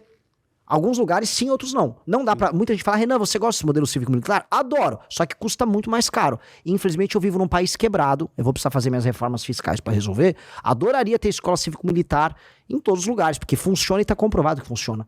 Dito isso, eu posso trazer disciplina e colocar parceria com a polícia em escolas que não são cívico-militar, que eu consigo equilibrar o melhor dos dois mundos. Mas em regiões que a gente retomou do crime organizado, as escolas serão cívico-militares. Precisam ser.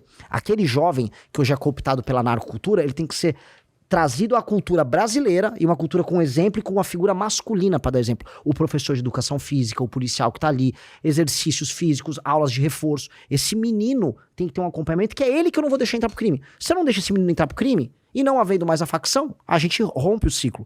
Que é tentar fazer o que a UPP fez, agora de uma maneira nacional, que eu tô falando, o Estatuto Nacional da Desfavelização, com o segundo slogan que eu chamo de bandeira quartel-escola, tomei o território, bandeira nacional, ou seja, aquilo voltou a pertencer ao Estado brasileiro, quartel, as forças policiais vão montar um aparato logístico e operacional para manter o controle sobre aquilo, e a escola, a formação do jovem. Esta é a ideia da desfavelização nossa, pra gente romper esse ciclo, que é um processo que vai demorar 10 a 15 anos, para transformar o Brasil em um lugar, e as nossas cidades em lugares habitáveis. Olha, Renan, eu gosto tanto dessa ideia que, assim, eu sei que a gente nem sempre pode ter um Ministério das Cidades, mas o Ministério da Desfavelização seria uma coisa...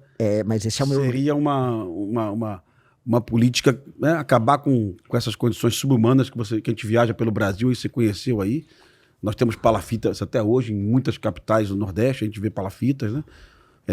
Condições assim, de extrema miserabilidade. Temos a Rocinha no Rio de Janeiro, pouca gente sabe, 77 mil habitantes, mas a Rocinha ainda tem muita tuberculose. A Rocinha tem ruas tão profundas que o sol só bate meio-dia. 9 da manhã não bate sol, 2 da tarde não bate sol, né? Tu bota a mão na parede na Rocinha, a qualquer hora do dia, a parede está gelada, mesmo no verão. Então é deprimente você enxergar isso em pleno século XXI.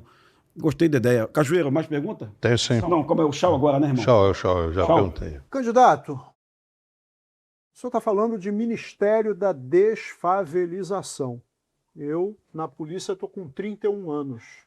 Eu lembro das favelas do Rio de Janeiro quando eu entrei e eu olho para as favelas hoje. Dito isso, obviamente elas cresceram, né? Não sei a ordem, mas cresceram muito. Chegaram a conurbar. Hoje a gente tem o que se convenciona chamar de complexo. Eu vi uma postagem sua no seu Instagram que me impactou muito, em que o senhor fala da novinha disfuncional e do noia. Noia aqui no Rio de Janeiro nós chamamos de tralha. Aí a gente tem o problema, porque vai ser acusado de ser aporofóbico, coisa que eu não sou. Mas a realidade é a seguinte, adianta criar um Ministério da Desfavelização se a gente não vai repensar as causas da favelização? E aqui eu vou lhe trazer um exemplo, que agora eu vou lá para a narcocultura. Eu trabalho na área de investigação, e hoje o Rio de Janeiro tem uma demanda muito grande com tráfico de droga sintética, que é polo produtor, estão mandando muito através de aplicativo de entrega, e aí aquele negócio, usando dados de terceiro, como remetentes. Dia desse, eu com a investigação dessa em andamento, vou chamar ele hipoteticamente de Seu João. Seu João mora no complexo do Chapadão. O candidato não conhece, mas eu, Pimentel, o Coronel Cajueiro, sabemos que para entrar no complexo do Chapadão é necessário uma mega operação com algumas centenas de policiais, carros blindados, helicópteros. Seu João é chamado e falou, meu filho, eu não sei de nada disso. Eu moro no Chapadão, sou porteiro no Leblon, minha mulher é diarista, e aí eu perguntei, porque a gente como polícia, né, a gente sempre pensa no pior, né? Quantos filhos o senhor tem? Porque a gente pensa no filho. E ele me falou que ele tinha 5 filhos. Inclusive 2 deles, um de 14 e outro de 13. E aí entra a narcocultura. Então a primeira pergunta é, adianta criar o Ministério da Desfavelização se a gente não vai olhar para a causa do problema da favelização, que tem como consequência exatamente isso que eu vou lhe narrar. O seu João fala para mim, meu filho, eu ganho um salário mínimo e meio lá no Leblon. E de vez em quando faço servicinho para madame, troco um chuveiro e tal. Ele, naquela realidade do Chapadão, ele, né, não está mal de vida, digamos assim. A mulher dele também trabalha como diarista na Zona Sul. Só que 2 desses filhos, um tem 14 e outro tem 13, é o que ele fala. Eu mando eles para a escola pública, em que eles, em tese, vão se formar, mas se transformam em analfabetos funcionais. E o símbolo de sucesso na vida para eles, quem é? É o pai, que trabalha como porteiro? Não. O símbolo de sucesso é o tralha, como, por exemplo, né, os citados aí, né, que nas suas músicas, eu tenho dificuldade para chamar isso de música, né, até porque elas não têm métrica. Eu, por exemplo, eu não gosto de música baiana. Eu não gosto do que a família Caymmi produziu, mas eu não vou dizer que não tem qualidade. Agora, funk, chamar funk de música, de cultura, funk, não sei se a produção tem como colocar aí as cenas da festa que o Peixão promoveu em Vigário Geral nesse final de semana, comemorando 19 anos de tomada do Vigário Geral pelo TCP. Aí a gente tem que aturar alguns intelectuais defendendo e comparando, o que na minha opinião é um sacrilégio, comparando o funk ao samba, porque o samba outrora foi reprimido. O funk hoje, ele é sim uma ferramenta da narcocultura, mas ele também é retrato exatamente dessa situação que a gente está vivendo. Esse é um baile funk em Vigário Geral. Eu suponho que sejam guitarras. O Coronel Cajueiro enxerga melhor do que eu. São guitarras ali, Fuzis, infelizmente. Guarda-chuvas, Infelizmente. Ah, tá. Aí a gente tem que ouvir que isso não é narcocultura. Queria saber exatamente, candidato, né, qual a relação de causa e consequência em cima daquilo que a gente falou, né? A novinha disfuncional, adorei isso, novinha disfuncional, e trazendo aqui para o Rio de Janeiro o tralha, em vários deles aí. De maneira bem clara, vamos lá. Eu adoro o assunto da origem, não só a origem das favelas, mas da cultura de favela, eu gosto de estudar. Esses são os temas que eu mais me detenho, eu adoro isso. Vamos lá. Naturalmente, para você ter um sistema de poder, você precisa de uma cultura que a justifique. Isso aqui, quem fala isso é o Karl Marx. A superestrutura, ela é determinada pela estrutura. Ou seja, se você tem um esquema de poder que envolve o domínio territorial de um grupo narcotraficante com seu bando militarizado tomando o controle de uma área, você vai precisar criar uma cultura que justifique essa dominação. E a cultura, a narcocultura, a cultura do tráfico, a cultura do funk, é a cultura que justifica a dominância deles naquele território e mais deles para fora do território. Então, um cara como o Oruan, o MC Pose do Rodo, eles são embaixadores da cultura do narcotráfico para fora. Então, quando eles vão e tocam no Lollapalooza, e aí o Oruan tira uma camisa e fala, solta meu pai, ele está como um embaixador do Comando Vermelho. Eles estão avisando pro mundo ali fora, olha, isso é muito importante pro meu povo. E aí as pessoas lá fora dançam e falam, olha, isso é importante para mim também. E aí você coloniza culturalmente as pessoas. A estrutura saiu de uma questão meramente interna dentro das favelas, em que eles justificam o poder lá dentro e tem essas festas que a gente tá vendo aqui, para as pessoas do tal do asfalto, usando uma terminologia que é muito usada aqui no Rio, morro e asfalto, elas naturalizarem a existência do crime organizado sem morar nas favelas ou sem morar nos bairros controlados. E esse foi o estágio que o Brasil tá chegando de transformação em narco-estado. Pose do Rodo, Oruan, mas inúmeras outras figuras. É uma naturalização de um determinado modo de vida. Para destruir isso, são de duas maneiras. Você tem que destruir a estrutura e a superestrutura. E você vai precisar fazer um trabalho, entendendo que o Brasil vive em guerra, de proibição da cultura do funk. Aí você vai falar, ih, o Renan quer censura. Aí vai aparecer o Caetano Veloso, o Chico Buarque. Não, calma. Na Dinamarca, a grande democracia dinamarquesa, se eu fizer, vamos dizer, propaganda de determinadas facções, tem uma facção específica ali, eu vou preso. Eu não posso divulgar, não posso sustentar isso. As democracias precisam se proteger disso. Se eu for fazer propaganda de um determinado grupo terrorista na França, eu vou ter problemas. As legislações das democracias protegem a democracia disso. A nossa democracia não se protege. O nazismo na Alemanha é um exemplo muito claro. Então, nós vamos precisar atuar entendendo que nós estamos em guerra. Estamos em guerra? Bom, temos número de morte policial com número de guerra. Morte de cidadãos civis com número de guerra. É guerra. As armas são de guerra? São. Então é guerra. Então você não vai ter música do seu inimigo tocando no seu território. Você não vai ter festas criando essa estrutura. Porque ela não é só no final de propaganda, também é de financiamento. Porque a lavagem do dinheiro também passa por essas festas. Pose do Rodo aqui no Rio, em São Paulo, MC Rian, que lavava dinheiro do PCC. Então, essa estrutura tá toda pronta. Agora, eu vou avançar um pouco na questão da favela, porque a favela tem um elemento que é muito interessante. De onde surgiram as favelas? Já havia favela no Rio. São Paulo, até os anos 50, não tinha favela. Tinha o tal do cortiço. As favelas surgiram porque você teve você tinha uma natalidade muito grande nos anos 40, 50, 60, 70, 80, e um processo de migração, especialmente da região Nordeste e de Minas Gerais, para as grandes capitais. Isso aconteceu em todos os lugares. Mesmo no Nordeste, uma pessoa do interior de Pernambuco ia para Recife, uma pessoa do interior do Ceará ia para Fortaleza. Essas pessoas, o Estado brasileiro, até os anos 70, ele tinha alguma capacidade de investimento em infraestrutura. Isso quebra ali na crise do petróleo, e quando vem a Constituição de 88, que aumenta muito o custeio com folha, e aumenta as despesas, que ela constitucionaliza saúde, educação, etc., o Estado não fica com dinheiro para investir.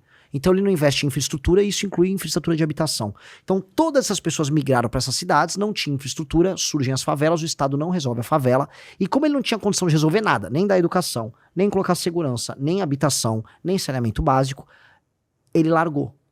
E ao largar, surge essa cultura num lugar que está largado por tudo. Então o Estado, vamos colocar de maneira bem clara, especialmente dos anos 80 em diante, o Estado brasileiro larga a mão das favelas, e elas viram essas comunidades autônomas com cultura própria, linguagem própria, autoridade própria, as facções políticas, e economia própria, informal. Então, o que nós criamos, se a gente olhar direitinho, foi um Brasil paralelo dos anos 70 até hoje. Então é um país paralelo, que ele não obedece nada. O país, ele inclusive nem fala mais a nossa língua. Então a gente tem que entender que é uma guerra contra um país anônimo que surgiu, de libertação da sua população local, que tem que ser brasileiro no sentido de titular de direito. E de dever também. Isso é uma outra discussão. E destruir a cultura desse país anômalo é libertar essas pessoas. Então essas coisas são todas integradas. Por isso que a questão da infraestrutura, e eu vou sair um pouco da segurança e vou para uma parte de economia, eu recuperar a capacidade de investimento do Estado brasileiro, ou seja, reduzir as despesas do Estado, de modo a eu poder baixar os juros, porque o Estado vai ser pagador, e com juros menores aumentar a taxa de investimento, é isso o Estatuto da Desfavelização. É de um lado recuperar a segurança, de outro recuperar a autoridade e a cultura, e de outro investir na infraestrutura. Eu preciso tornar aquele lugar no Brasil. A China passou o que o Brasil passou nos anos 60, 70, 80, isso nos anos 2000. Como? As pessoas saíram das províncias do interior e foram todos para a região leste, Xangai, aquela costa. A China falou, vai dar ruim, vai favelizar. E vai favelizar na casa dos, não digo bilhão, mas das centenas de milhões. Eles criaram cidades inteiras do zero, eles gastaram tudo que eles puderam em infraestrutura. E proibiram as pessoas de fazer migrações desordenadas, porque eles sabiam que ia gerar esse processo de favelização. A China evitou isso. Renan, que bom que tu citou a China, porque eu vou pegar dois extremos também. Eu vou pegar China e Inglaterra. Há 2 semanas, eu acho que a Câmara dos Comuns ainda vai uma sanção do primeiro-ministro. Proibiu que adolescentes na Inglaterra utilizassem redes sociais. 80% dos seguidores do Oruan e do Pose são adolescentes. Uhum. Ou seja, se essa medida viesse para o Brasil, fosse copiada, uma medida da Inglaterra fosse copiada no Brasil, a gente já libertava 80% dos adolescentes da narcocultura desses fascínoros, né? Aí depois eu vou para a China, onde o influenciador de riqueza também foi proibido, né? Então, na China hoje não surgiria um fenômeno Deolane. Uhum. Porque a Deolane, ela postava foto de carros caros, de bolsas caríssimas, né? Que provocava em muitas pessoas, que provoca a necessidade de buscar algo parecido, né? que é uma explicação também hoje para o crime. Então, a gente adotando uma situação da China aqui, ó, e uma da Inglaterra aqui, ideologicamente distintas, a gente estava ajudando o Brasil. Eu tô colocando isso porque eu quero saber a tua posição. Você é um cara democrata, que eu sei. Você bancaria uma proibição de acesso de adolescentes às redes sociais? Desde já. Eu sou favorável, inclusive me fizeram uma entrevista, o governo Lula, elogiar o governo Lula. Falei, olha, é muito difícil, mas um dos caminhos que eles estão querendo adotar de proibir rede social para jovem, eu endosso e vou passar. Rede social até 15 anos de idade não haverá. Não haverá conta de jovem em rede social no Brasil. Celular proibido dentro da sala de aula, para restituir inclusive a autoridade do professor. O que a China faz, essa questão do controle de conteúdo, isto envolve o perigo democrático. Tá? Dito isso, eu não posso proibir uma pessoa de ostentar na rede social, por mais cafona que eu ache.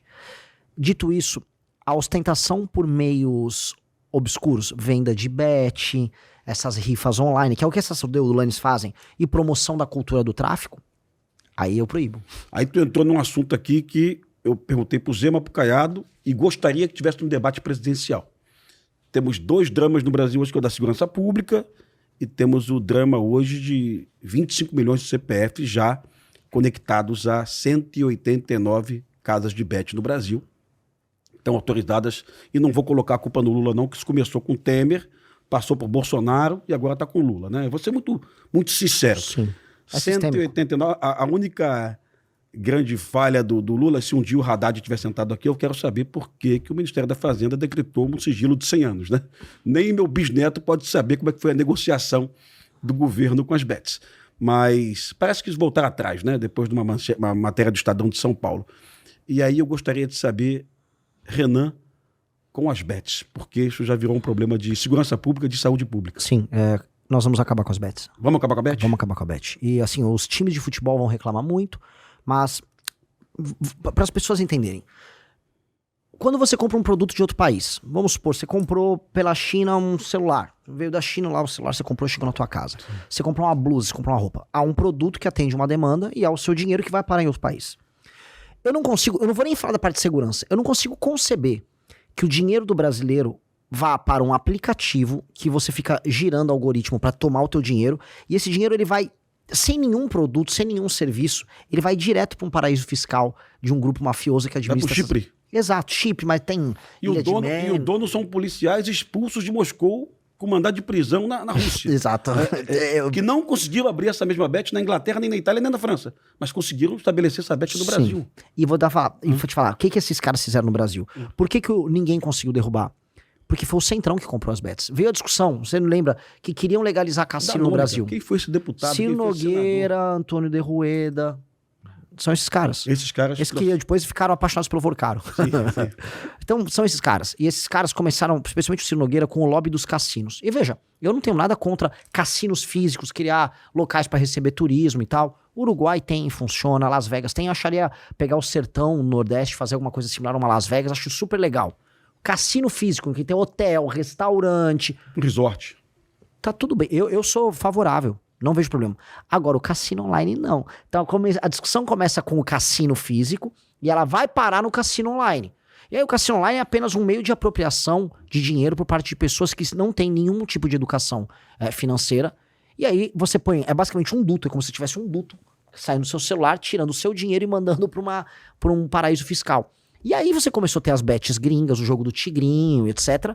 E veio agora com bets brasileiras que financiam políticos. E esses políticos são muito influentes junto aos governos. E os governos ficam na mão do Centrão. Isto precisa ser... Isso, assim, e é uma taxação baixíssima, viu? O Brasil vai arrecadar esse ano com bet 9 bilhões de reais. A Inglaterra vai arrecadar este ano com bet 28 bilhões de reais, né? Sendo que a Inglaterra tem 4 vezes mais apostado. O Brasil tem 4 vezes mais apostado que a Inglaterra. E tem uma coisa do inglês. Há algumas pessoas que são viciadas crônicas em apostas. O mundo das apostas surge na Inglaterra, mais do que nos Estados Unidos. Foi na Inglaterra que surgiu. Dito isso, as pessoas são economicamente ativas e são capazes de se autossustentar na Inglaterra. No Brasil, as pessoas mais pobres estão mais viciadas em bet. Mais vulneráveis. Então, por quê? Você tem um abuso que acontece sobre essas pessoas. É um abuso intelectual que há sobre a camada mais popular da população. Pensa no seguinte, cara, a Rede Globo tá com a bet dela, o Cazé tá ganhando bilhões com bet e viciando centenas de milhares de brasileiros. E quem tá hoje numa linha de frente para falar de bet hoje é Caetano Veloso, Chico Buarque e Gilberto Gil. Vamos ser sinceros nessa questão. Que bom. E o Porta dos Fundos também. O Porta Sim. dos Fundos hoje ele tá incisivo, né? Através do humor inteligente, batendo nas bets. O resto parece que todo o Brasil... É lógico. E o Missão tá junto com... Nesse grupo, o Missão tá com... Muito, mas aí nessas horas é o seguinte, se for pra fazer o certo, eu abraço até o capeta, que às vezes o capeta vai fazer, não quer fazer o certo, mas se for o capeta tiver fazer o certo, eu abraço. Se eles querem acabar com o bet, eu vou lá, toco o violãozinho com o Caetano Veloso na hora e vamos derrubar a bet, porque é um absurdo. É um absurdo. E o problema que eu vejo a direita não comprando esse assunto, porque a direita gosta muito de rede social. E os maiores nomes de rede social no Brasil são vendedores de bet. Virgínia Fonseca, a mulher mais famosa de rede social no Brasil, vendedora de bet. Ela precisa disso. Ela é multimilionária, ela precisa vender Blaze pras pessoas. Vou perder voto no que eu vou falar agora. Neymar. Perdeu o jogo pra Noruega. Qual foi o primeiro post do Neymar? Agradecer os seus seguidores, agradecer a população brasileira. Ele pediu pras pessoas irem pra Blaze. Pô, eu acho uma pessoa bilionária na posição dele. E aí, como a direita é feita de influenciadores, a direita não fala do assunto. Nós falamos. Só que eu pago um preço por isso. Porque agora eu falei isso, vai ser publicado o vídeo, e vai vir um fã do Neymar. Você não ganhou uma Champions, Renan. Você não tem o direito de falar. Eu tenho o direito de falar. Porque eu acho que isso é um abuso sobre as pessoas mais pobres do nosso país. É um abuso intelectual ferrado. É a favelização mental em outras áreas. É a ideia de abuso. Assim, eu não tô nem ligando se você me segue. Eu vou usar e abusar de você da maneira mais reles possível. Enfiar sabe, uma pessoa mais pobre, um jogo do Tigrinho, um Blaze, isso é sórdido. Isso é sórdido. A pessoa não tá comendo proteína enquanto ela tá jogando aquilo. A pessoa não tá estudando. É mal. Isso é apenas maldade pura e simples. Nós não somos a Inglaterra. Essa não é uma discussão sobre liberdade de apostar numa bet. Eu visitei alguns lugares mais pobres do Brasil, Melgaço, no Pará. As pessoas não têm liberdade em Melgaço, as pessoas não têm comida em Melgaço, as pessoas têm doenças parasitárias que fazem com que elas fiquem desse tamanhico aqui, em Melgaço. Essas pessoas não podem apostar em bet. Quando a mulher mostrou o celular dela, tinha 8 filhos, duas das filhas delas grávidas na adolescência, um já preso. Mas ela tinha lá o aplicativo do tigrezinho lá, o Tiger, não sei o que, do jogo do tigrinho, no celular dela. Como é que pode um negócio desse? Como é que pode político aceitar isso? É porque a política no Brasil se tornou cínica e má. A política no Brasil é má. E nós vamos simplesmente falar o óbvio. Olha, isso aqui é mal, isso aqui não pode ser feito. E eu fico assustado que as autoridades políticas no Brasil não tratem desse tema. Perfeito. O Cajueira, só tu primeiro... joga em bet, irmão? Tu joga em bet, Cajueira? Não, não jogo, não. O gancho dessa situação que foi tratada agora. Nós não temos cassinos, né? Proibidos, mas autorizam bets? Pô, como é que pode um negócio desse? Cassino no Brasil foi proibido pelo presidente Dutra em 46, de lei 9.215, né? Em nome da moral dos bons costumes. Foi isso mesmo, exatamente isso. Então proibiu o cassino e hoje temos algo como distribuição de renda, né? Tirar dinheiro do pobre e jogar para o Neymar e para Virgínia, né? Hã? Reza a lenda que por pressão da esposa dele, que era muito religiosa, inclusive. Exatamente, reza a lenda. E pra gente ver como é que eram outros tempos. Quem dera fosse isso o problema. Quem dera fosse esse o problema moral do Brasil. E o Cajueira, pergunta? Sim. O avanço do crime organizado, ele não ocorre sem a conivência e a corrupção, né, do tecido político e do tecido jurídico, registrando dezenas de prefeitos, vereadores, juízes e desembargadores afastados ou aposentados compulsoriamente, por vínculo com facções e milícias. As leis que nós temos que mudar só são mudadas pelos deputados federais e senadores, que a lei penal está agregada a esses caras, não tem distribuição de lei pelos estados, né? Se o próprio ecossistema institucional demonstra que o crime organizado possui braços nos poderes locais, como é que o senhor na presidência quer liderar uma purga que limpe as instituições sem gerar uma grave crise institucional entre os poderes federativos? Acrescentando 2 detalhes, né? A última pesquisa que eu fiz a respeito, o camarada consegue produzir ali 1 quilo de pasta base de cocaína, Bolívia, Peru, em Colômbia, $650. E revende esse mesmo quilo na Europa e Estados Unidos por $65 mil. Está revendendo por mais do que isso depois que os Estados Unidos entrou no circuito ali de controle do Caribe, Atlântico e tal. Já disseram que chegou na Europa a 80 mil euros, esse mesmo quilo malhado, né, e distribuído para o consumo no varejo. E acrescentando ainda outra, uma parte que eu não vejo ninguém discutir em lugar nenhum. O que leva tanta gente a procurar droga? É falta de visão do mundo, é depressão, é descrédito, é falta de um norte, de ídolos. Então eu queria que o senhor comentasse isso e como é que o senhor pretende tentar fazer essa purga, né? Com a complementação de que o Brasil hoje é o maior hub de cocaína do mundo, né? A cocaína que vai para a América normalmente sai pelo Equador, né? A que vai para a Itália, França, Portugal, Inglaterra, Holanda. Espanha, Holanda, Bélgica é a cocaína que sai da Rota dos Solimões, né? Que não dá para chegar na Rota dos Solimões sem o Exército Brasileiro, impossível, tá? E sem a Marinha do Brasil também. Sim. Estamos falando aí de uma rota de 3.000 quilômetros, né? Então, assim, gostaria que complementasse. E mais uma questãozinha que ele falou do judiciário e ele falou do juiz aposentado, mas você levantou a bola, tu falou bem do Dino aqui no início, né? Falou bem do Dino. E eu acho que o Dino acabou com essa questão da aposentadoria, ou está tentando acabar com essa do juiz aposentado pela prática de crime, né? Então nós temos a questão do penduricalho, temos a questão das emendas que ele está atuando hoje, inclusive, né? Na questão os partidos devem identificar a origem das emendas, né? E tem uma questão também do juiz não aposentar mais na prática de crime. Tu não vê isso de forma positiva, não? Renan? Vejo. Inclusive, eu fui intimado pelo Dino. Vou começar do final e até chegar em você. Eu tô dando entrevista que são super perguntas. E eu, às vezes, eu me perco, me corrijo. Falei, Renan, não respondeu essa parte, porque às vezes eu acabo esquecendo. Começando pelo fim. Eu fui intimado por ele porque há 21 partidos políticos que têm representação no Congresso, o partido qual eu presido, que a missão está, né? Eu tenho o Kim, que é deputado, e o Dino mandou a intimação, e a intimação quer saber se o presidente do partido interfere, como interfere, quais são os critérios das emendas, por que um município, por que não outro município. As perguntas são todas muito pertinentes, porque o Dino, e sabe-se, Brasília toda sabe, ele tem pelo menos 64 casos que pegam basicamente toda a elite política do Congresso Nacional que desvia as emendas do orçamento secreto.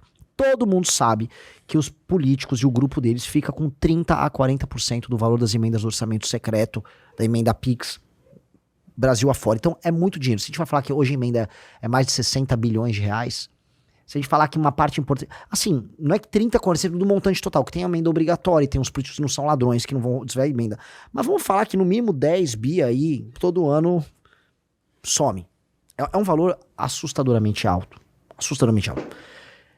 Ele vai trabalhar isso, e eu já lancei o desafio. Falei, não apenas vou colaborar, vou responder em vídeo. O Dino, não vou apenas responder em papo, vou responder em vídeo, eu e o Kim, pra mostrar como é que funciona o partido, quais são os critérios que o nosso partido vai adotar pra isso, e jogar um desafio pros demais partidos, inclusive sugerir colaboração com ele. Olha só, as emendas, que é o projeto nosso de lei de responsabilidade gerencial, elas têm que ser contingenciadas à aplicação de uma política pública que dê resultado.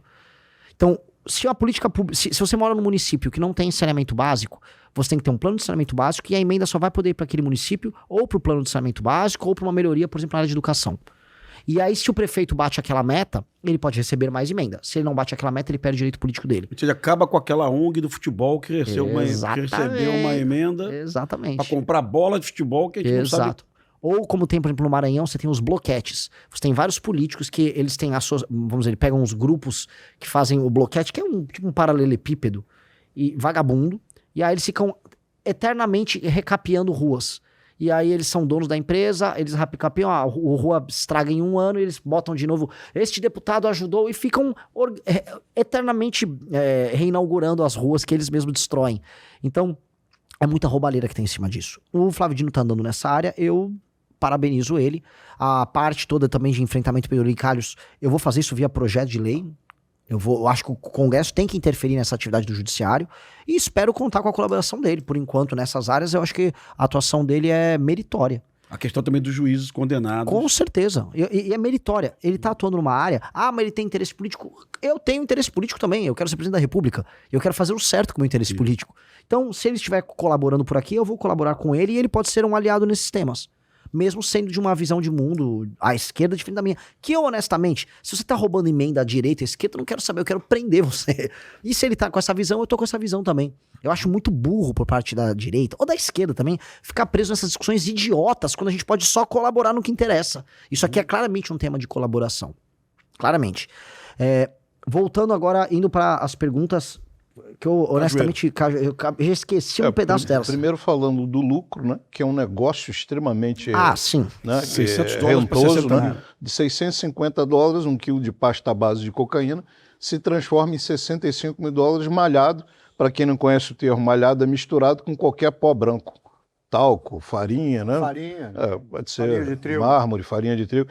E uma outra questão que dificilmente se vê debatida em algum lugar, o que está levando a humanidade a tanto consumo de drogas? É falta de quê? Eu acho que a humanidade sempre se drogou. E é verdade. Assim, os citas utilizavam maconha na Idade do Bronze.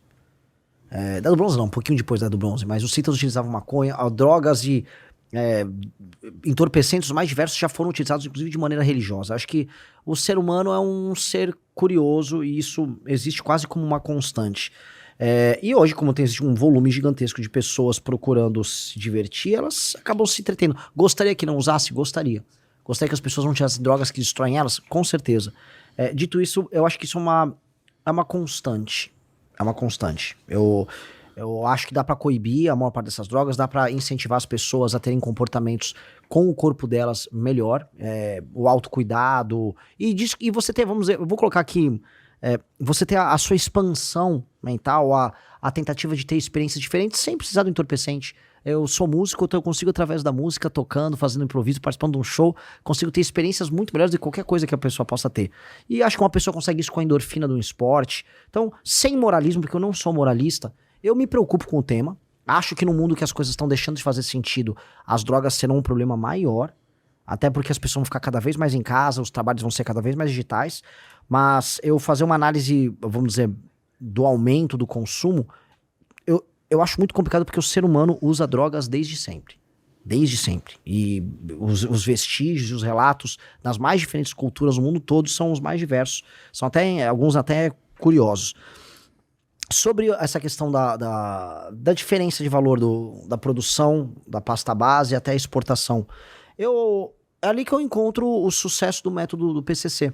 O PCC começa nas prisões, depois ele vai para os roubos de carro, vai para o tráfico de drogas, e aí ele entende que o tráfico internacional de drogas é o negócio. E que repassar isso para a Europa ou para outros continentes é o grande business. Você tem uma diferença ali que significa lucro para esses caras, que permitiu que eles tornassem operações monumentais. Eles têm a Copap, tiveram uma distribuidora de combustível. Você montar uma operação de combustível é uma operação gigantesca. Eles montaram a operação de combustível, eles montaram uma operação política, eles montaram uma operação colossal com armeiros perdidos ao redor do Brasil, fornecendo equipamento para roubo, que foi baseada nesse faturamento.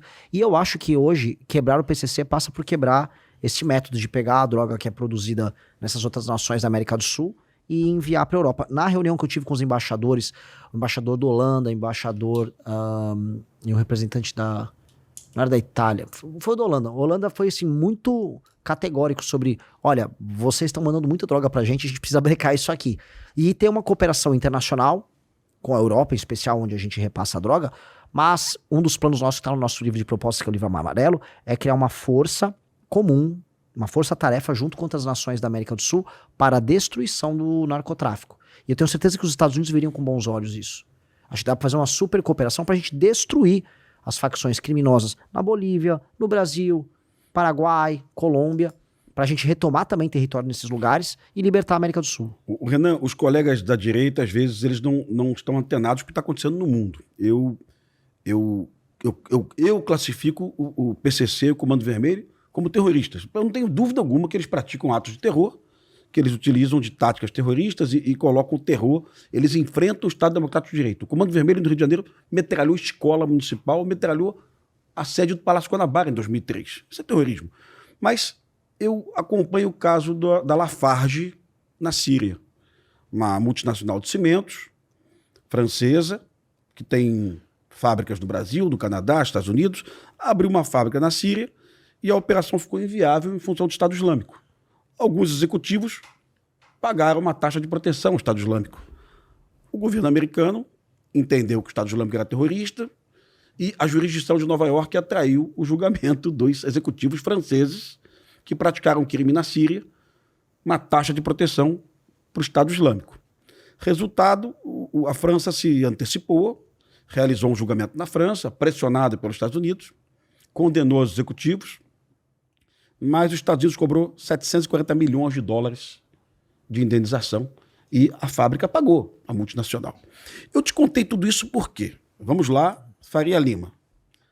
A Operação Carbono Oculto chegou na REAG, que tinha uma ligação com o PCC, possivelmente, tá? Que possivelmente tinha uma ligação com o Banco Master.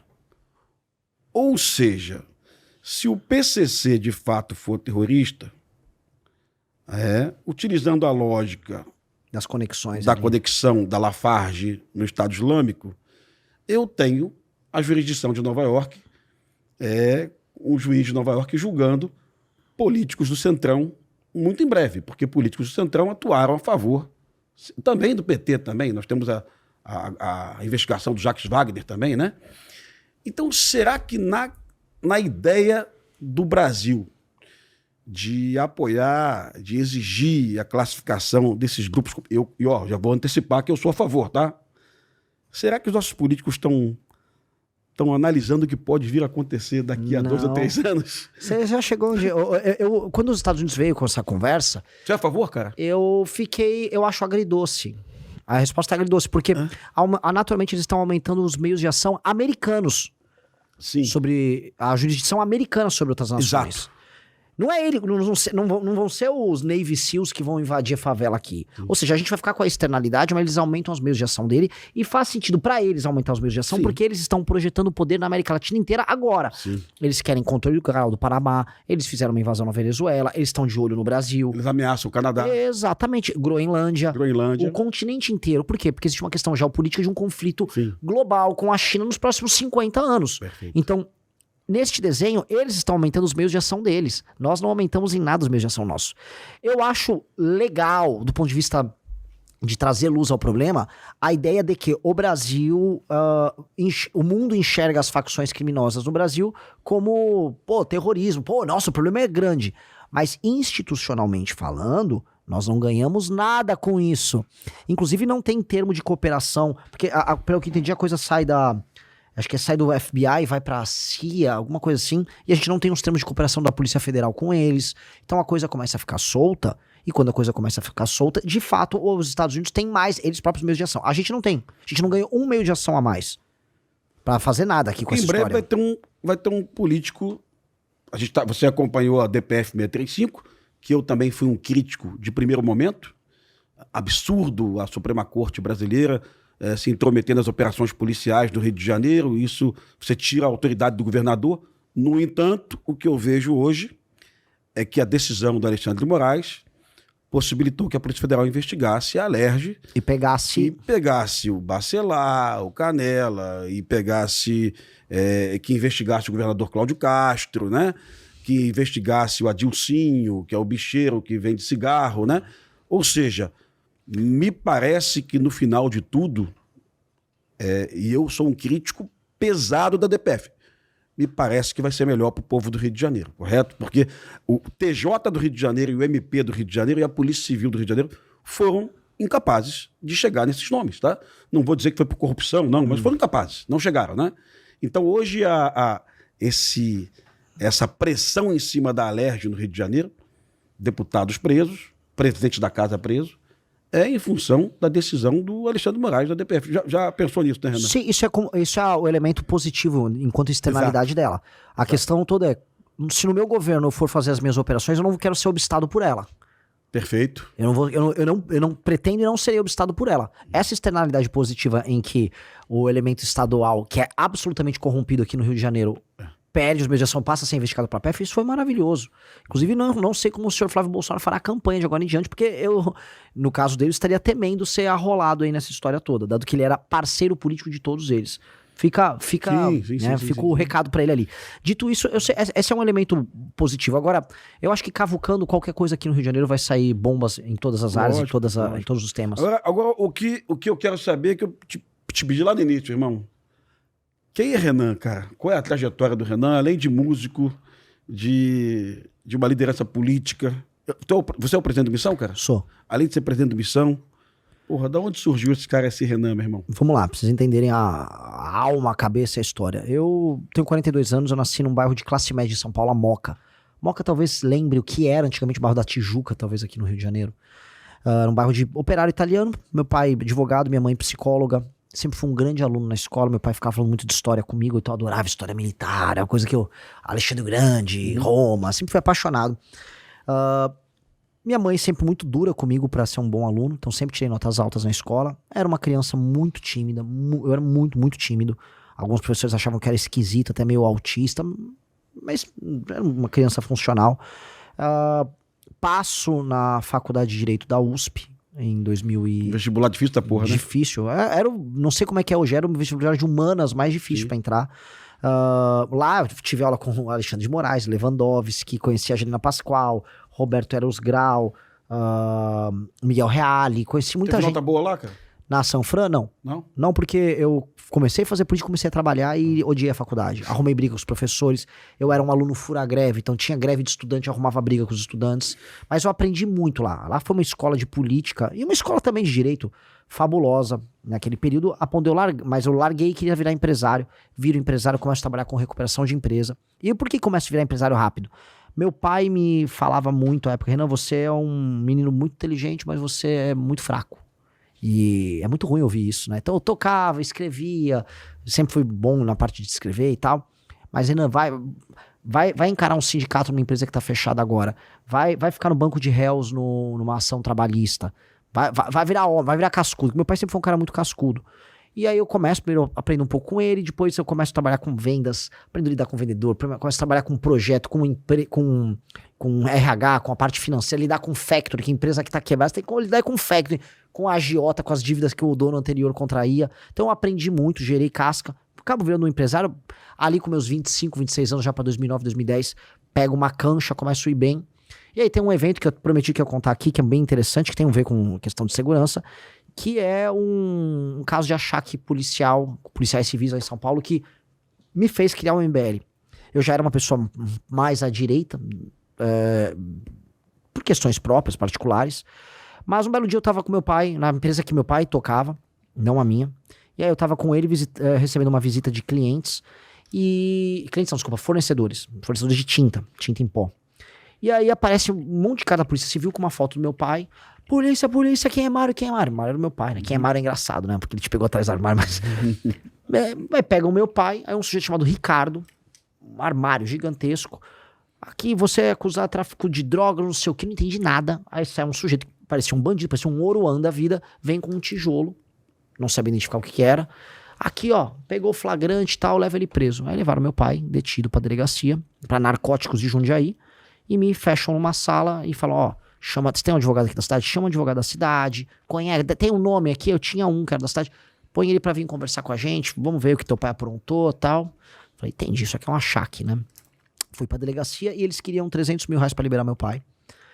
No dia tinha greve bancária, eu não tinha como nem sacar dinheiro, era uma loucura. E aí eu fechei 30 mil reais com ele, que era o que eu tinha ali em caixa, tal, na hora. Saco, dou, e eles combinaram assim, você vai pagar pelo menos 600 mil, 1 milhão, vamos combinar, mas 30 mil por mês, você vai acertar. Eu falei, entendi. É um pau que eu tenho que ficar pagando, né, pra ficar operando. Só que eu tinha feito, coisa de 2 meses antes, parte daquelas manifestações de 2013. Não é pelos 20 centavos. E uma delas eu participei com o Ministério Público de São Paulo, contra a tal da PEC 37, à época. E ali eu fiquei amigo do Ministério Público de São Paulo. Então, foi horrível, né? Liberou meu pai, eu exigi que fizesse um BO só pra eu falar, eu preciso justificar pros funcionários o que aconteceu, porque com uma ocorrência do que aconteceu, né? Eles me dando um papel, eu falei, eu vou tentar pegar os caras. E os caras falaram, Renan, já me deu uma grana, disseram que viraram amigo, não, você é amigo aqui, não sei o quê. Eu fui no mesmo dia encontrar os promotores e eles me apresentaram um corregedor da Polícia Civil de São Paulo, que chamava Sander Malaspina. E 2 dias depois eu fui encontrar ele, e ele falou, olha, eu tô há 10 anos tentando pegar esses caras, eles são da narcótica, eles são envolvidos com crime organizado, eu nem falava de PCC à época, você tem certeza? Eu adoraria, mas vambora. E aí me grampeou, começou a montar a operação, eu me lembro que eu tinha pra entregar o dinheiro, eu tinha que tirar xerox das cédulas pra dar o flagrante, e aí... Operação controlada, que a gente chama, né? Eu não sabia. Controlada. Assim, com o dinheiro todo Como é que chama? Tinha Xerox lá, xerografar, nem lembro, nem existe mais Xerox hoje em dia. Telefone grampeado, encontra o ganso, e aí eles fazem a operação, pegam o ganso, e no carro desse ganso, que era um criminoso ligado ali aos policiais, tinha algemas que pertenciam àquela delegacia, armas que pertenciam à delegacia, e ainda o ganso, não, fica tranquilo que aqui é colega, eu vou chamar aqui os colegas lá, ele, vai chamar, chama lá. Prendi todo mundo, foi um momento maravilhoso pra mim, e o Sander, na época, ficou feliz porque ele queria pegar os caras há muito tempo, e aí uma das coisas que mais me marcou foi, quando eles foram tentar entrar com habeas corpus, e aí eu fui pra audiência, não só a delegacia de narcóticos da Civil lá de São Paulo mas todas as delegacias de polícia da região de Jundiaí foram lá apoiar eles. Isso. Então, tinha uma massa de investigadores e tinha delegado no meio, e eu indo lá encontrar o juiz pra ser pressionado. E aí eu falei, não me sinto seguro com eles na rua. Eles ficaram presos, perderam a funcional, ficaram presos por alguns anos. E esse foi um caso pra mim muito distintivo do, eu perdi, na minha cabeça, eu perdi tudo. Eu não... O que eu passei foi humilhante, o que meu pai passou foi humilhante. Eu vinguei meu pai, eu fiquei feliz por vingar meu pai. Eu falei, mas eu tenho que voltar a ser quem eu era, que era o cara na faculdade que brigava com a esquerda. Eu falei, vou montar. Eu falei que eu montei o MBL. Então esse momento foi um momento que foi fundacional pra mim. Eu larguei tudo que eu fazia, aluguei um escritorinho no centro de São Paulo com meu irmão, com um amigo, e de lá surge o tal do Movimento Brasil Livre, que a partir de 2014 inicia as manifestações contra a Dilma, as manifestações pelo impeachment, e aí vira o que se tornou à época o maior movimento político do Brasil. Disso a gente arruma muita briga com o petismo, com o centrão, depois com o bolsonarismo, a gente deu porrada sempre em todo mundo, por isso que a gente sempre foi muito chamado, vocês são esquerdistas. Porque como é que eu sou esquerdista? Se o Flávio Bolsonaro é envolvido no escândalo de corrupção, isso não me torna esquerdista. Atestar isso só me torna uma pessoa honesta. Mesma coisa se eu atestar um problema com a esquerda. E aí, à época, apanhamos muito, mas eu falei, olha, para ser um grupo político sério tem que ter as ideias próprias, não ficar preso dentro desses dogmas idiotas de direita e esquerda, mesmo me considerando alguém à direita. Ou seja, se uma política funcionar e ela for chinesa ou ela for americana, eu não ligo, o importante é que ela funcione. É isso que me interessa. E temos um próprio partido político. Fundo ali em 2023 ao Partido Missão, ele fica pronto em 2025, batemos todos os recordes de coleta de assinatura, todos, assim, em quantidade e qualidade, com a menor perda possível. Fundo a segunda maior revista de política e cultura do Brasil, depois da revista Piauí, que chama Revista Valete. Criamos um movimento cultural próprio, e aí me tornei hoje uma espécie de um CEO de um grupo político-cultural, tenho muito orgulho disso, e eu acho que, com base nisso, acho que tem uma historinha aí contada. Cara, já. Como eu disse para os meus seguidores que você viria aqui, eu tenho seguidores de esquerda, de direita e tal, muitos bolsonaristas me seguem. Recorrente aqui, seguidores bolsonaristas dizendo que o Alexandre de Moraes facilitou a existência da Missão. Isso faz algum sentido, cara? Assim, eu queria assim, se essa pessoa não gosta de mim ou não gosta do partido que eu fundei, poxa, você pode achar motivos pra me atacar, eu já falei besteira, outras pessoas nossas, ninguém é perfeito, todo mundo erra, mas estude. Porque o Alexandre de Moraes não fazia parte do TSE. Quem julga as assinaturas, o processo de formação de um partido político é o TSE, Tribunal Superior Eleitoral. O relator do meu caso era literalmente o André Mendonça, que é um ministro que foi nomeado pelo Bolsonaro. O relatório dele foi favorável à montagem do partido. Ele não é amigo do Alexandre de Moraes, pelo contrário, ele tem brigas no STF com o Alexandre de Moraes. Os outros ministros que não são nomeados pelo Alexandre de Moraes, e o Alexandre de Moraes que não estava presente no TSE, porque ele não era do TSE naquele momento, não tinha qualquer correlação com a teoria conspiratória. Todos os ministros do TSE votaram favoravelmente à montagem do partido. Foi 7-0, seguindo o relatório do ministro André Mendonça. Então, essas pessoas que falam isso deveriam só estudar o caso, porque, de acordo com eles, então, o André Mendonça, na verdade, trabalha para Alexandre de Moraes. E aí o Bolsonaro, então, que nomeou ele, trabalha para Alexandre de Moraes. E uma outra questão, cara. Vamos lá. Tu se declara de direita e eu olho pro... eu sei que tu não gosta de ser chamado de terceira via, mas eu olho pra terceira via de direita. Eu tenho quem não quer Lula e quem não quer Bolsonaro. Segundo a Quest, aí nós temos aí 27, 40% dos brasileiros, que 30 e poucos aqui, 30 e poucos, 40 não quer uma terceira via.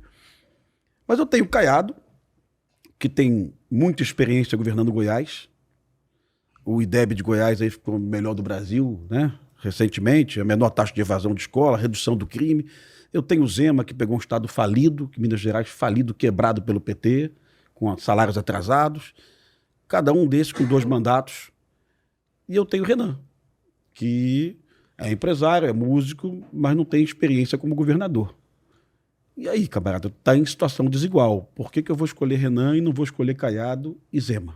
Eu acho que a situação é muito desigual. Porque eu sou um líder muito melhor do que eles. Muito melhor do que Tem a eles. experiência deles, cara? Eu tenho a experiência de ser líder. E é isso que o presidente da República precisa ser. Eu sou um líder, eu vou repetir, muito superior tanto ao Zema quanto ao Caiado. O Zema hoje pertence a um partido político que ele toma pito do próprio partido. Ele não pode criticar o Flávio, senão o partido dá bronca nele. Eu fundei meu próprio partido político para não precisar pagar pedágio para ninguém. Eu tenho minhas opiniões sobre o Bolsonaro, sobre o Lula, sobre o STF, e eu não preciso, nem eu nem meu grupo, pagar pedágio para ninguém. O Zema tem que pagar pedágio pro bolsonarismo. Ele fala que ele tem os intocáveis de Brasília. Ele tem os intocáveis dele. A família Bolsonaro, para começar, senão ele perde voto. Outros intocáveis dele, os empresários amigos dele em Minas Gerais, que ele deu subsídios bilionários e que ele não quer mostrar que ele... Não, o Zema foi enfático da questão da conversa do Flávio com o Vorcara do telefone. Que ele falou que é inadequado. Sim. Ele tem que falar que o Flávio é um bandido. Sim. Não é que é inadequado. Inadequado é eu, às vezes, falar um palavrão aqui no seu podcast. É criminoso você se juntar com o maior bandido corruptor do Brasil, que é o Daniel Vorcaro, e receber centenas de milhões de reais pra fazer um filme. Todo mundo sabe que isso não é pra fazer um filme. Isso é enriquecimento ilícito, isso é propina. Todo mundo sabe. Então por que o Zema não dá nome aos bois? Por que o Zema não atacou durante o governo Bolsonaro crimes que foram cometidos durante o governo Bolsonaro à época? Por exemplo, na área de educação, com pastor evangélico levando barra de ouro e desviando dinheiro. Por que o Zema não teve nenhuma crítica a eles naquele período? A crítica é conveniente no período eleitoral? É isso que eu critico. Eu gosto do Zema. Não acho que ele não saneou as contas. A dívida de Minas Gerais está toda estourada. Dito isso, ele, de acordo com a média que nós temos governantes no Brasil, ele é um governador bom. E eu acho que é uma pessoa que pode contribuir pro Brasil. Agora, ele não é líder. Líder lidera. Caiado, no PSD, ele não conseguiu liderar a União Brasil e depois nem o PSD. Também não fazia críticas ao bolsonarismo. É um bom gestor, é um governador melhor do que o Zema. Agora, como líder, ele não é líder. Qual é a minha experiência? Há 12 anos eu sou líder. Eu criei meu próprio campo político. Se existe nem Lula nem Bolsonaro no Brasil, é porque o Kim, um grupo de pessoas, falou: eu estando à direita, não aceito um líder incompetente e corrupto. Apanhamos, perdemos seguidores, fomos cancelados. Votou nulo, é comunista. Disseram que a gente estava acabado. O que nós fizemos? O líder, ele topa seguir o caminho do inferno, ele topa perder por aquilo que ele acredita. E é por isso que eu sou mais seguido e estou na frente das pesquisas do que eles. Porque as pessoas me veem como um líder melhor. Então eu tenho 12 anos de MBL, tenho 12 anos sendo líder no campo político. Nunca baixei a cabeça pra ninguém, nunca baixei a cabeça pelo que é errado. E as pessoas me acompanham e falam: ele é um líder melhor. E aí, em termos de experiência, vamos lá. Jânio Quadros foi vereador, deputado, prefeito, governador. O presidente caiu no começo do mandato dele. Fernando Collor de Mello, governador de Alagoas, tomou impeachment. Dilma Rousseff, experiência burocrática administrativa gigantesca. São bons mandatos? Não. Assim como eu posso pegar também aventureiros que não tinham mandato nenhum e foram mal. Para ser presidente da República, a grande qualificação é ser um grande líder. Ser inteligente, honesto e resoluto. Eu sei falar, eu tenho as melhores propostas, a ponto dos demais candidatos, em muitos termos, terem copiado o que eu falei. Não tem problema. Se eu ver uma coisa boa deles, eu também vou copiar. Então, o líder lidera, o líder dá exemplo, o líder estuda, o líder inspira. E esse é o meu papel. Então, eu acho que é desigual porque eu sou um líder muito superior a eles. E eu tenho experiência em liderar que eles, infelizmente, não têm. Uma outra questão aqui dos meus seguidores, muitos criticam a tua... Eu perguntei isso pro Kim aqui, o Kim me explicou a questão da pregação do voto nulo na disputa Jair e Lula. Vamos lá. Pensando numa possibilidade, Caiado Lula, Zema Lula, não Flávio Lula. Vamos pensando. O Missão tomaria a mesma conduta?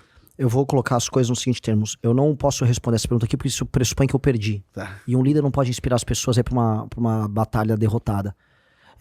O que eu posso dizer é que não vejo o Caiado nem o Zema como viu o Jair Bolsonaro em 2022. Com certeza não via. E eu também nunca sofri perseguição política e judicial do Caiado ou do Zema. Eu sofri da família Bolsonaro. Tentaram fechar o movimento e perseguiram a minha família. Eu vi o tipo de perseguição que o STF faz com o bolsonarista fazendo contra o meu grupo político.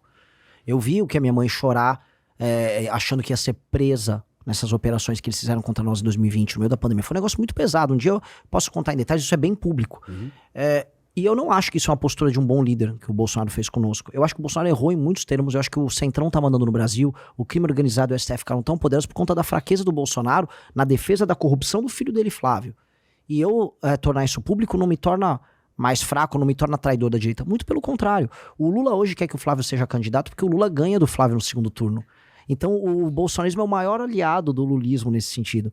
O Lula quer o Flávio como candidato porque isso o beneficia eleitoralmente. No segundo turno, a rejeição do Flávio vai cobrar um preço.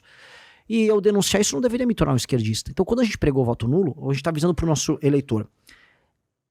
O bolsonarismo e o petismo não é que eles são iguais, eles são muito ruins na sua diferença. É igual, você quer morrer tomando um tiro de AR-15, sei lá, ou ser atropelado por uma Scania? Nos dois, são muito diferentes, mas nos dois casos eu tô lenhado. E eu falei, nós como grupo político avisamos, não endosse esses grupos, seja oposição a ambos, não importa quem ganhar, você vai enfrentar. Então essa não é uma atitude covarde. A atitude covarde é me abster da discussão. A atitude mais corajosa de todos é tomar pra apanhar dos dois, que é o que a gente adotou. Então eu fiquei numa posição em que bolsonarista batia em mim, lulista batia em mim. E essa posição me garantiu uma autoridade moral, junto a uma parte importante da população brasileira, de falar, o caminho não pode ser esses caras. Eu nego esses caras, porque ele inaceitável um país como o Brasil tá nessa posição, que é a posição que a gente vê agora na discussão sobre tarifa dos Estados Unidos, em que o Lula quer que o Trump tarife o Brasil, porque é bom pra ele brigar com o Trump e falar que é soberano, e a família Bolsonaro adorou ver o Trump defendendo eles ali, achando que eles eram a última bolacha do pacote amigo do Trump. É vergonhoso, ninguém cuidou do interesse nacional. Eu não vejo esses dois grupos políticos como aceitáveis. Então, quando eu falei voto nulo e sabia que ia pagar um preço, nós também falamos como grupo, olha, sigam aqui esse caminho conosco pra entender pro brasileiro que a gente tem que construir uma alternativa. É isso. É porque antes de você também, eu lembro que Ciro Gomes viajou também na eleição do Jair com Lula, né? Lembra disso? Que o Ciro Gomes não ficou no Brasil para apoiar o Lula. E também lembro também do candidato do Novo também. Quem foi o candidato do Novo na... 22 ou 18? Na eleição do Bolsonaro. Na eleição 18 foi o Amoedo, 22 foi o... Também não apoiou também o Bolsonaro depois, né? Então, duas lideranças políticas à época, né, em espectros distintos ideológicos, né?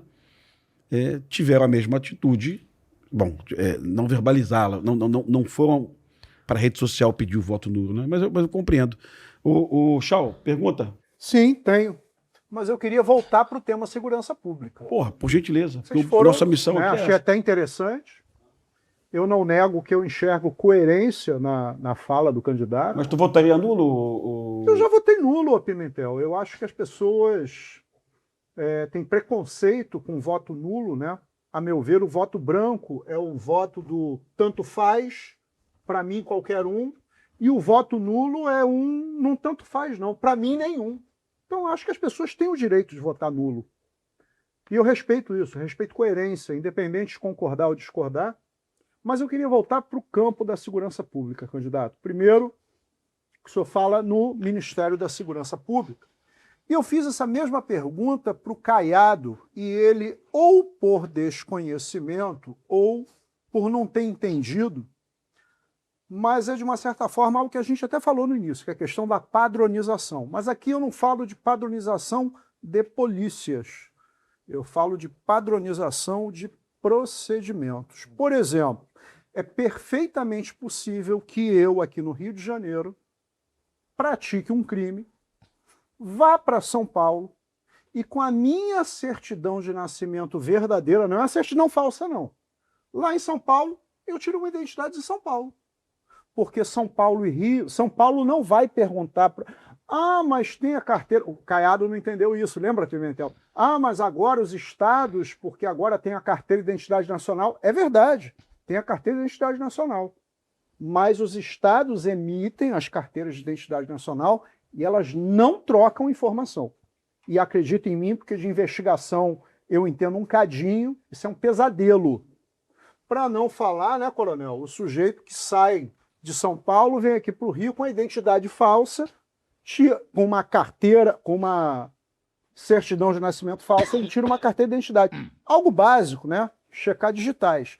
As polícias brasileiras, em geral, não se falam, elas não se integram. E o crime organizado, ele tem uma grande sinergia, não apenas interestadual, como internacional, dentro da América Latina.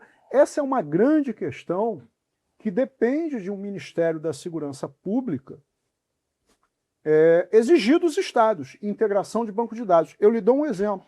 Tem um banco de dados chamado Infoseg, mantido pela União com dados dos estados. É mais furado do que queijo suíço. Acredita em mim.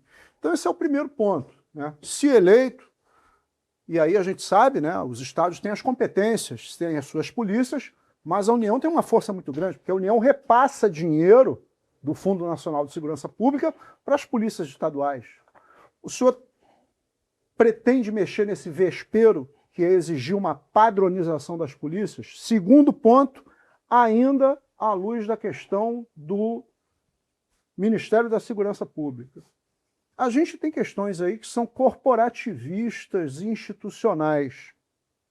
Temos, por exemplo, a questão das guardas municipais se formatando como polícias municipais, a meu ver, o melhor modelo, o que não é bem visto por oficiais, pelo alto oficialato da Polícia Militar no Brasil. Isso é muito legítimo, é natural, assim como a gente tem a questão do ciclo completo de polícia. Eu vou lhe dar um exemplo que acontece aqui no Rio de Janeiro como retrato do absurdo. Se o sujeito se envolve num acidente de trânsito sem vítimas fatais, mas com lesões na Dutra, que é a estrada que a gente pega para ir do Rio para São Paulo, então eu bati com o carro, Pimentel é meu passageiro e ele está lesionado, lesão corporal culposa de trânsito. Se for na Dutra, a PRF faz o termo circunstanciado de ocorrência, que é encaminhado diretamente para o GCRIM. Mas se for numa estrada vicinal, aí a PRF aciona a Polícia Militar, que vai levar a ocorrência para a Delegacia de Polícia Civil para ser feito o termo circunstanciado de ocorrência. Isso para não falar nas ocorrências menores, desinteligência entre vizinhos, brigas, coisas que o policial que faz o atendimento primário poderia resolver imediatamente com um palm top, né? A gente onera a máquina e aí a gente tem questões corporativistas muito fortes, lobbies, né, no Congresso, inclusive. E, por derradeiro, a gente também falou no programa sobre a necessidade de mudar a legislação penal. Eu não sou contra, não. Eu acho que a gente precisa aperfeiçoar a legislação penal em muitos pontos. Só que tem algo que ninguém tem coragem de dizer e que está na Constituição. Eu falei aqui mais cedo que nos Estados Unidos a legislação é predominantemente regional. Tem estados americanos em que eu posso portar arma de fogo. Em outros estados eu não posso. Para não falar nas drogas, tá? Mas aí eu não vou cair nessa tentação, né, de discutir as drogas. Mas no Brasil, ao contrário do que muita gente pensa, a Constituição permite sim que os estados legislem em matéria penal. Está no 22, inciso 1, parágrafo único da Constituição. Sei disso porque isso é aula minha de direito penal para os amigos. O senhor, como presidente, veria com bons olhos a hipótese das assembleias legislativas, com outorga do Congresso Nacional, legislarem sobre matéria penal regionalmente, lembrando que o Brasil é continental, com realidades sociais e demográficas completamente heterogêneas. Para citar dois exemplos, São Paulo e Rio de Janeiro. Adoro esse assunto. Vamos começar pela questão da padronização. Me parece muita discussão sobre prontuário único no SUS. Você não consegue ter vamos dizer, documentações comunicantes entre os entes federativos. E aí acho que BO também acontece isso. Você não consegue puxar de um estado para o outro as ocorrências de um determinado cidadão. É caótico. E como a gente está vivendo agora o mundo do machine learning, da inteligência artificial, a gente tem que se adaptar não só para facilitar o trabalho do agente, mas para facilitar o trabalho da tecnologia. Vou fazer esse paralelo com a saúde. Com um prontuário único que a gente vai colocar na saúde, todas as passagens que uma pessoa tiver num posto de saúde, numa UBS, numa cirurgia que ela vai fazer, um exame que ela fez numa policlínica, aquilo vira uma base de dados que vai começar a criar, com esse machine learning, vamos dizer, uma atuação preditiva do Estado. Por exemplo, essa pessoa aqui, ela tá sobrepeso, a família dela tem histórico de diabetes, essa pessoa vai desenvolver diabetes tipo 2. Vamos fazer com os agentes de saúde um trabalho preditivo e vamos evitar que essa pessoa tenha isso? Vamos colocar a estratégia de saúde familiar para ir junto ali? Vamos direcionar, olha, tá tendo muita febre amarela por causa dos prontuários, a gente tá Big Data levantando esses dados. Pô, tá tendo muita febre amarela nessa região, vamos destinar médicos para cá, vamos destinar equipamento para lá. Ou seja, você começa a estruturar os recursos de maneira muito mais inteligente. E essa vai ser uma revolução que a gente vai fazer no SUS. Fato dado.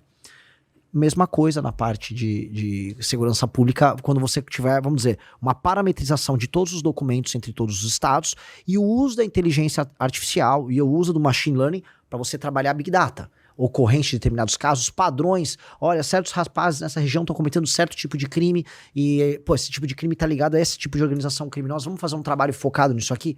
Que hoje a gente tem, por exemplo, a ideia de Big Data para as manchas urbanas, as manchas de calor, de cometimento de crime, essa região tem mais assalto ou não.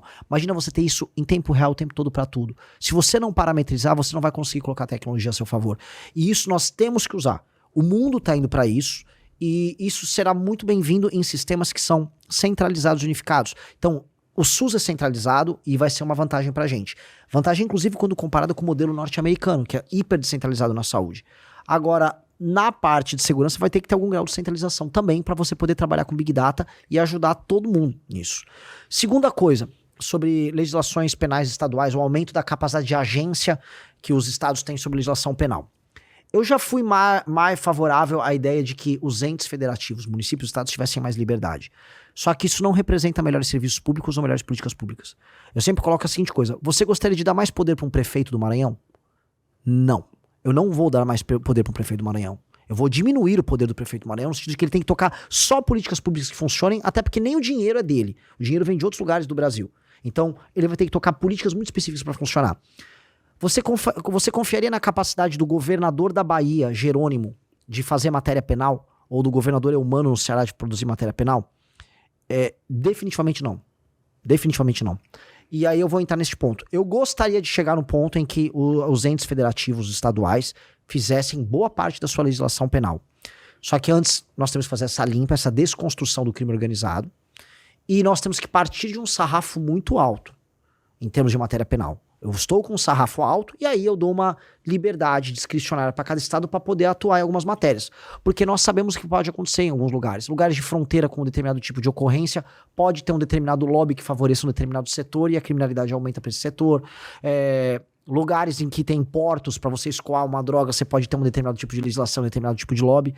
Então acho que o sarrafo tem que estar alto. E dado isso, aí sim um poder discricionário para atuar em muitas áreas. E aí eu acho que muitas áreas. Mas, infelizmente, o momento que o Brasil está passando, quanto mais baixo você desce no ente federativo, pior é a administração.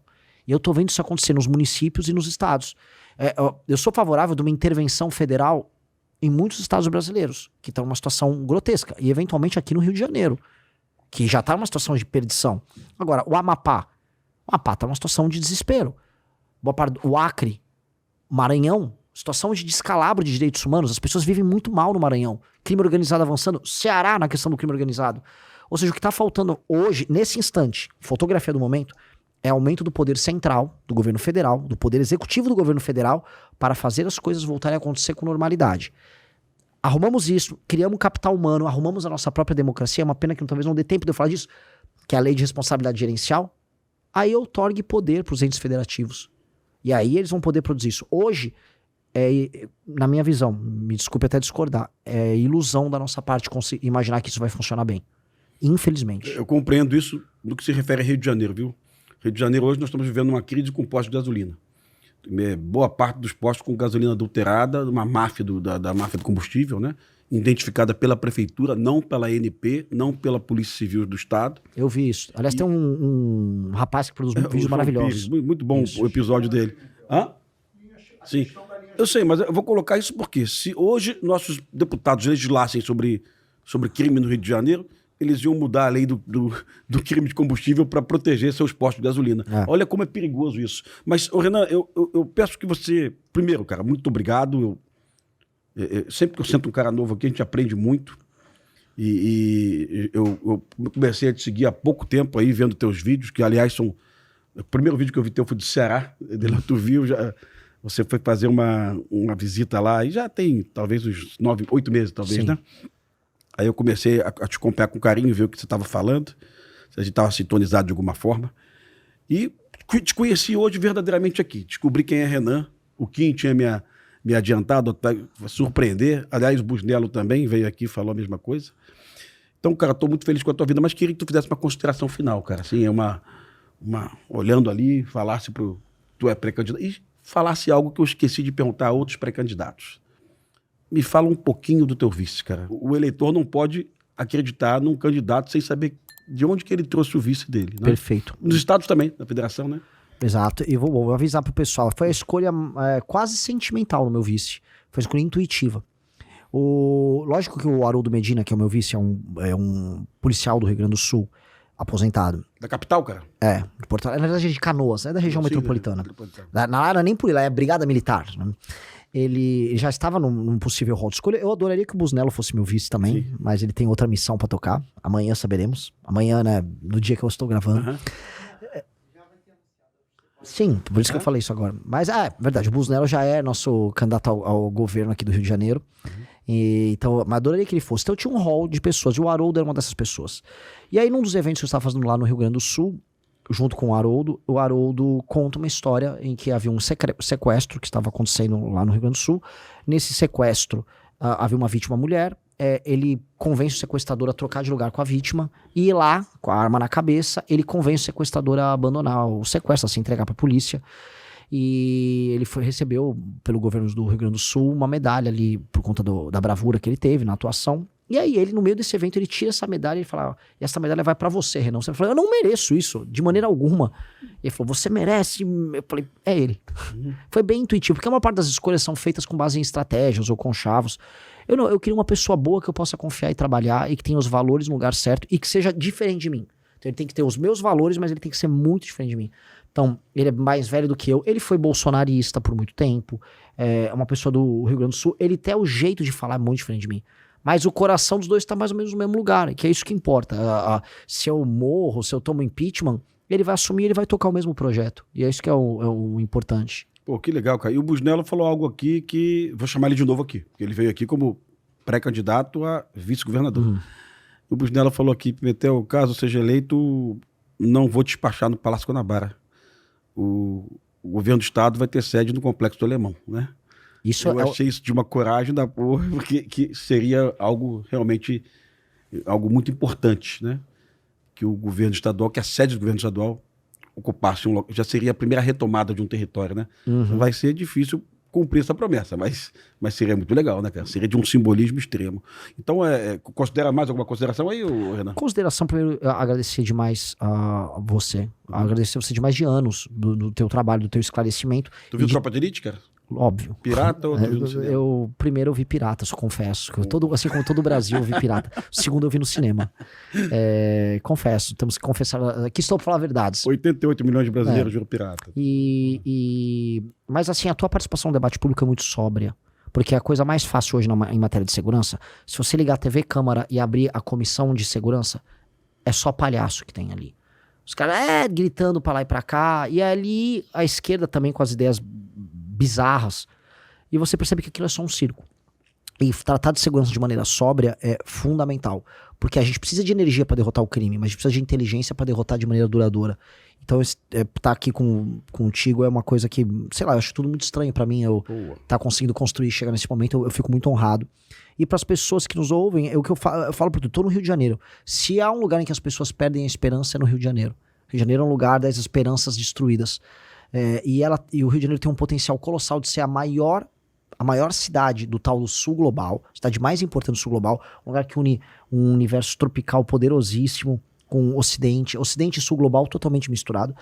E a gente tem que ambicionar coisas grandiosas para nós. Então o que eu falo para as gerações mais novas que estão assistindo e para as mais velhas também, ambicionem grande. O Brasil nasceu para ser uma das 5 maiores nações do mundo e eu só tô aqui para essa missão. Eu não tô aqui para ser uma pessoa que vai tocar bem o Brasil ou ajudar a vida das pessoas a melhorar. Não é a vida melhorar. A vida tem que melhorar porque ela vai melhorar. Nós temos que ser uma das maiores nações do mundo, que é uma missão muito grande. Então, desfavelizar o Brasil, destruir o crime organizado, aumentar a renda per capita, diminuir a desigualdade regional. Essa é a ambição. Ter forças armadas poderosas, sentar na mesa com Rússia, Estados Unidos, China e Índia para mandar no mundo. É isso que a gente nasceu para ser, essa é a nossa vocação e não vamos aceitar nada menos do que isso. É isso que eu falo, essa eleição é uma eleição sobre não é nem Lula, nem Bolsonaro, eu não sou nenhum... Não, essa eleição é sobre tornar o Brasil um país, desculpa o palavrão, foda. É isso, essa é a nossa escolha. Eu quero ser o presidente da República que vai entrar pra história, que as pessoas vão falar, ó, depois que chegou aquele doido descabelado que ainda tinha uma banda, a coisa mudou. Eu quero ser esse cara. É só isso. Cara, muito obrigado. Renan, a tua música é o quê, cara? É rock? Rock and roll, anos 70, em português, 60, 70, tudo autoral, eu toco guitarra, gaita, canto. Beleza. Estão convidados. Quer dizer que eu não posso convidar porque já foi, mas. Então tá bom, vou te prestigiar, irmão. Maravilhoso. Renan, muito obrigado, cara. Tamo Brigadaço. junto. Uma honra. Vou trazer o Haroldo aqui, né? Por favor. Em breve. Olha só, você conheceu o Renan, eu não conhecia. Então, dá aquele joia aí, dá uma clicada, dá uma curtida e mande esse episódio, porque as pessoas precisam conhecer verdadeiramente os candidatos à presidência da República. Então, muito obrigado pela atenção. Papo de Elite aí, edição especial pré-candidatos.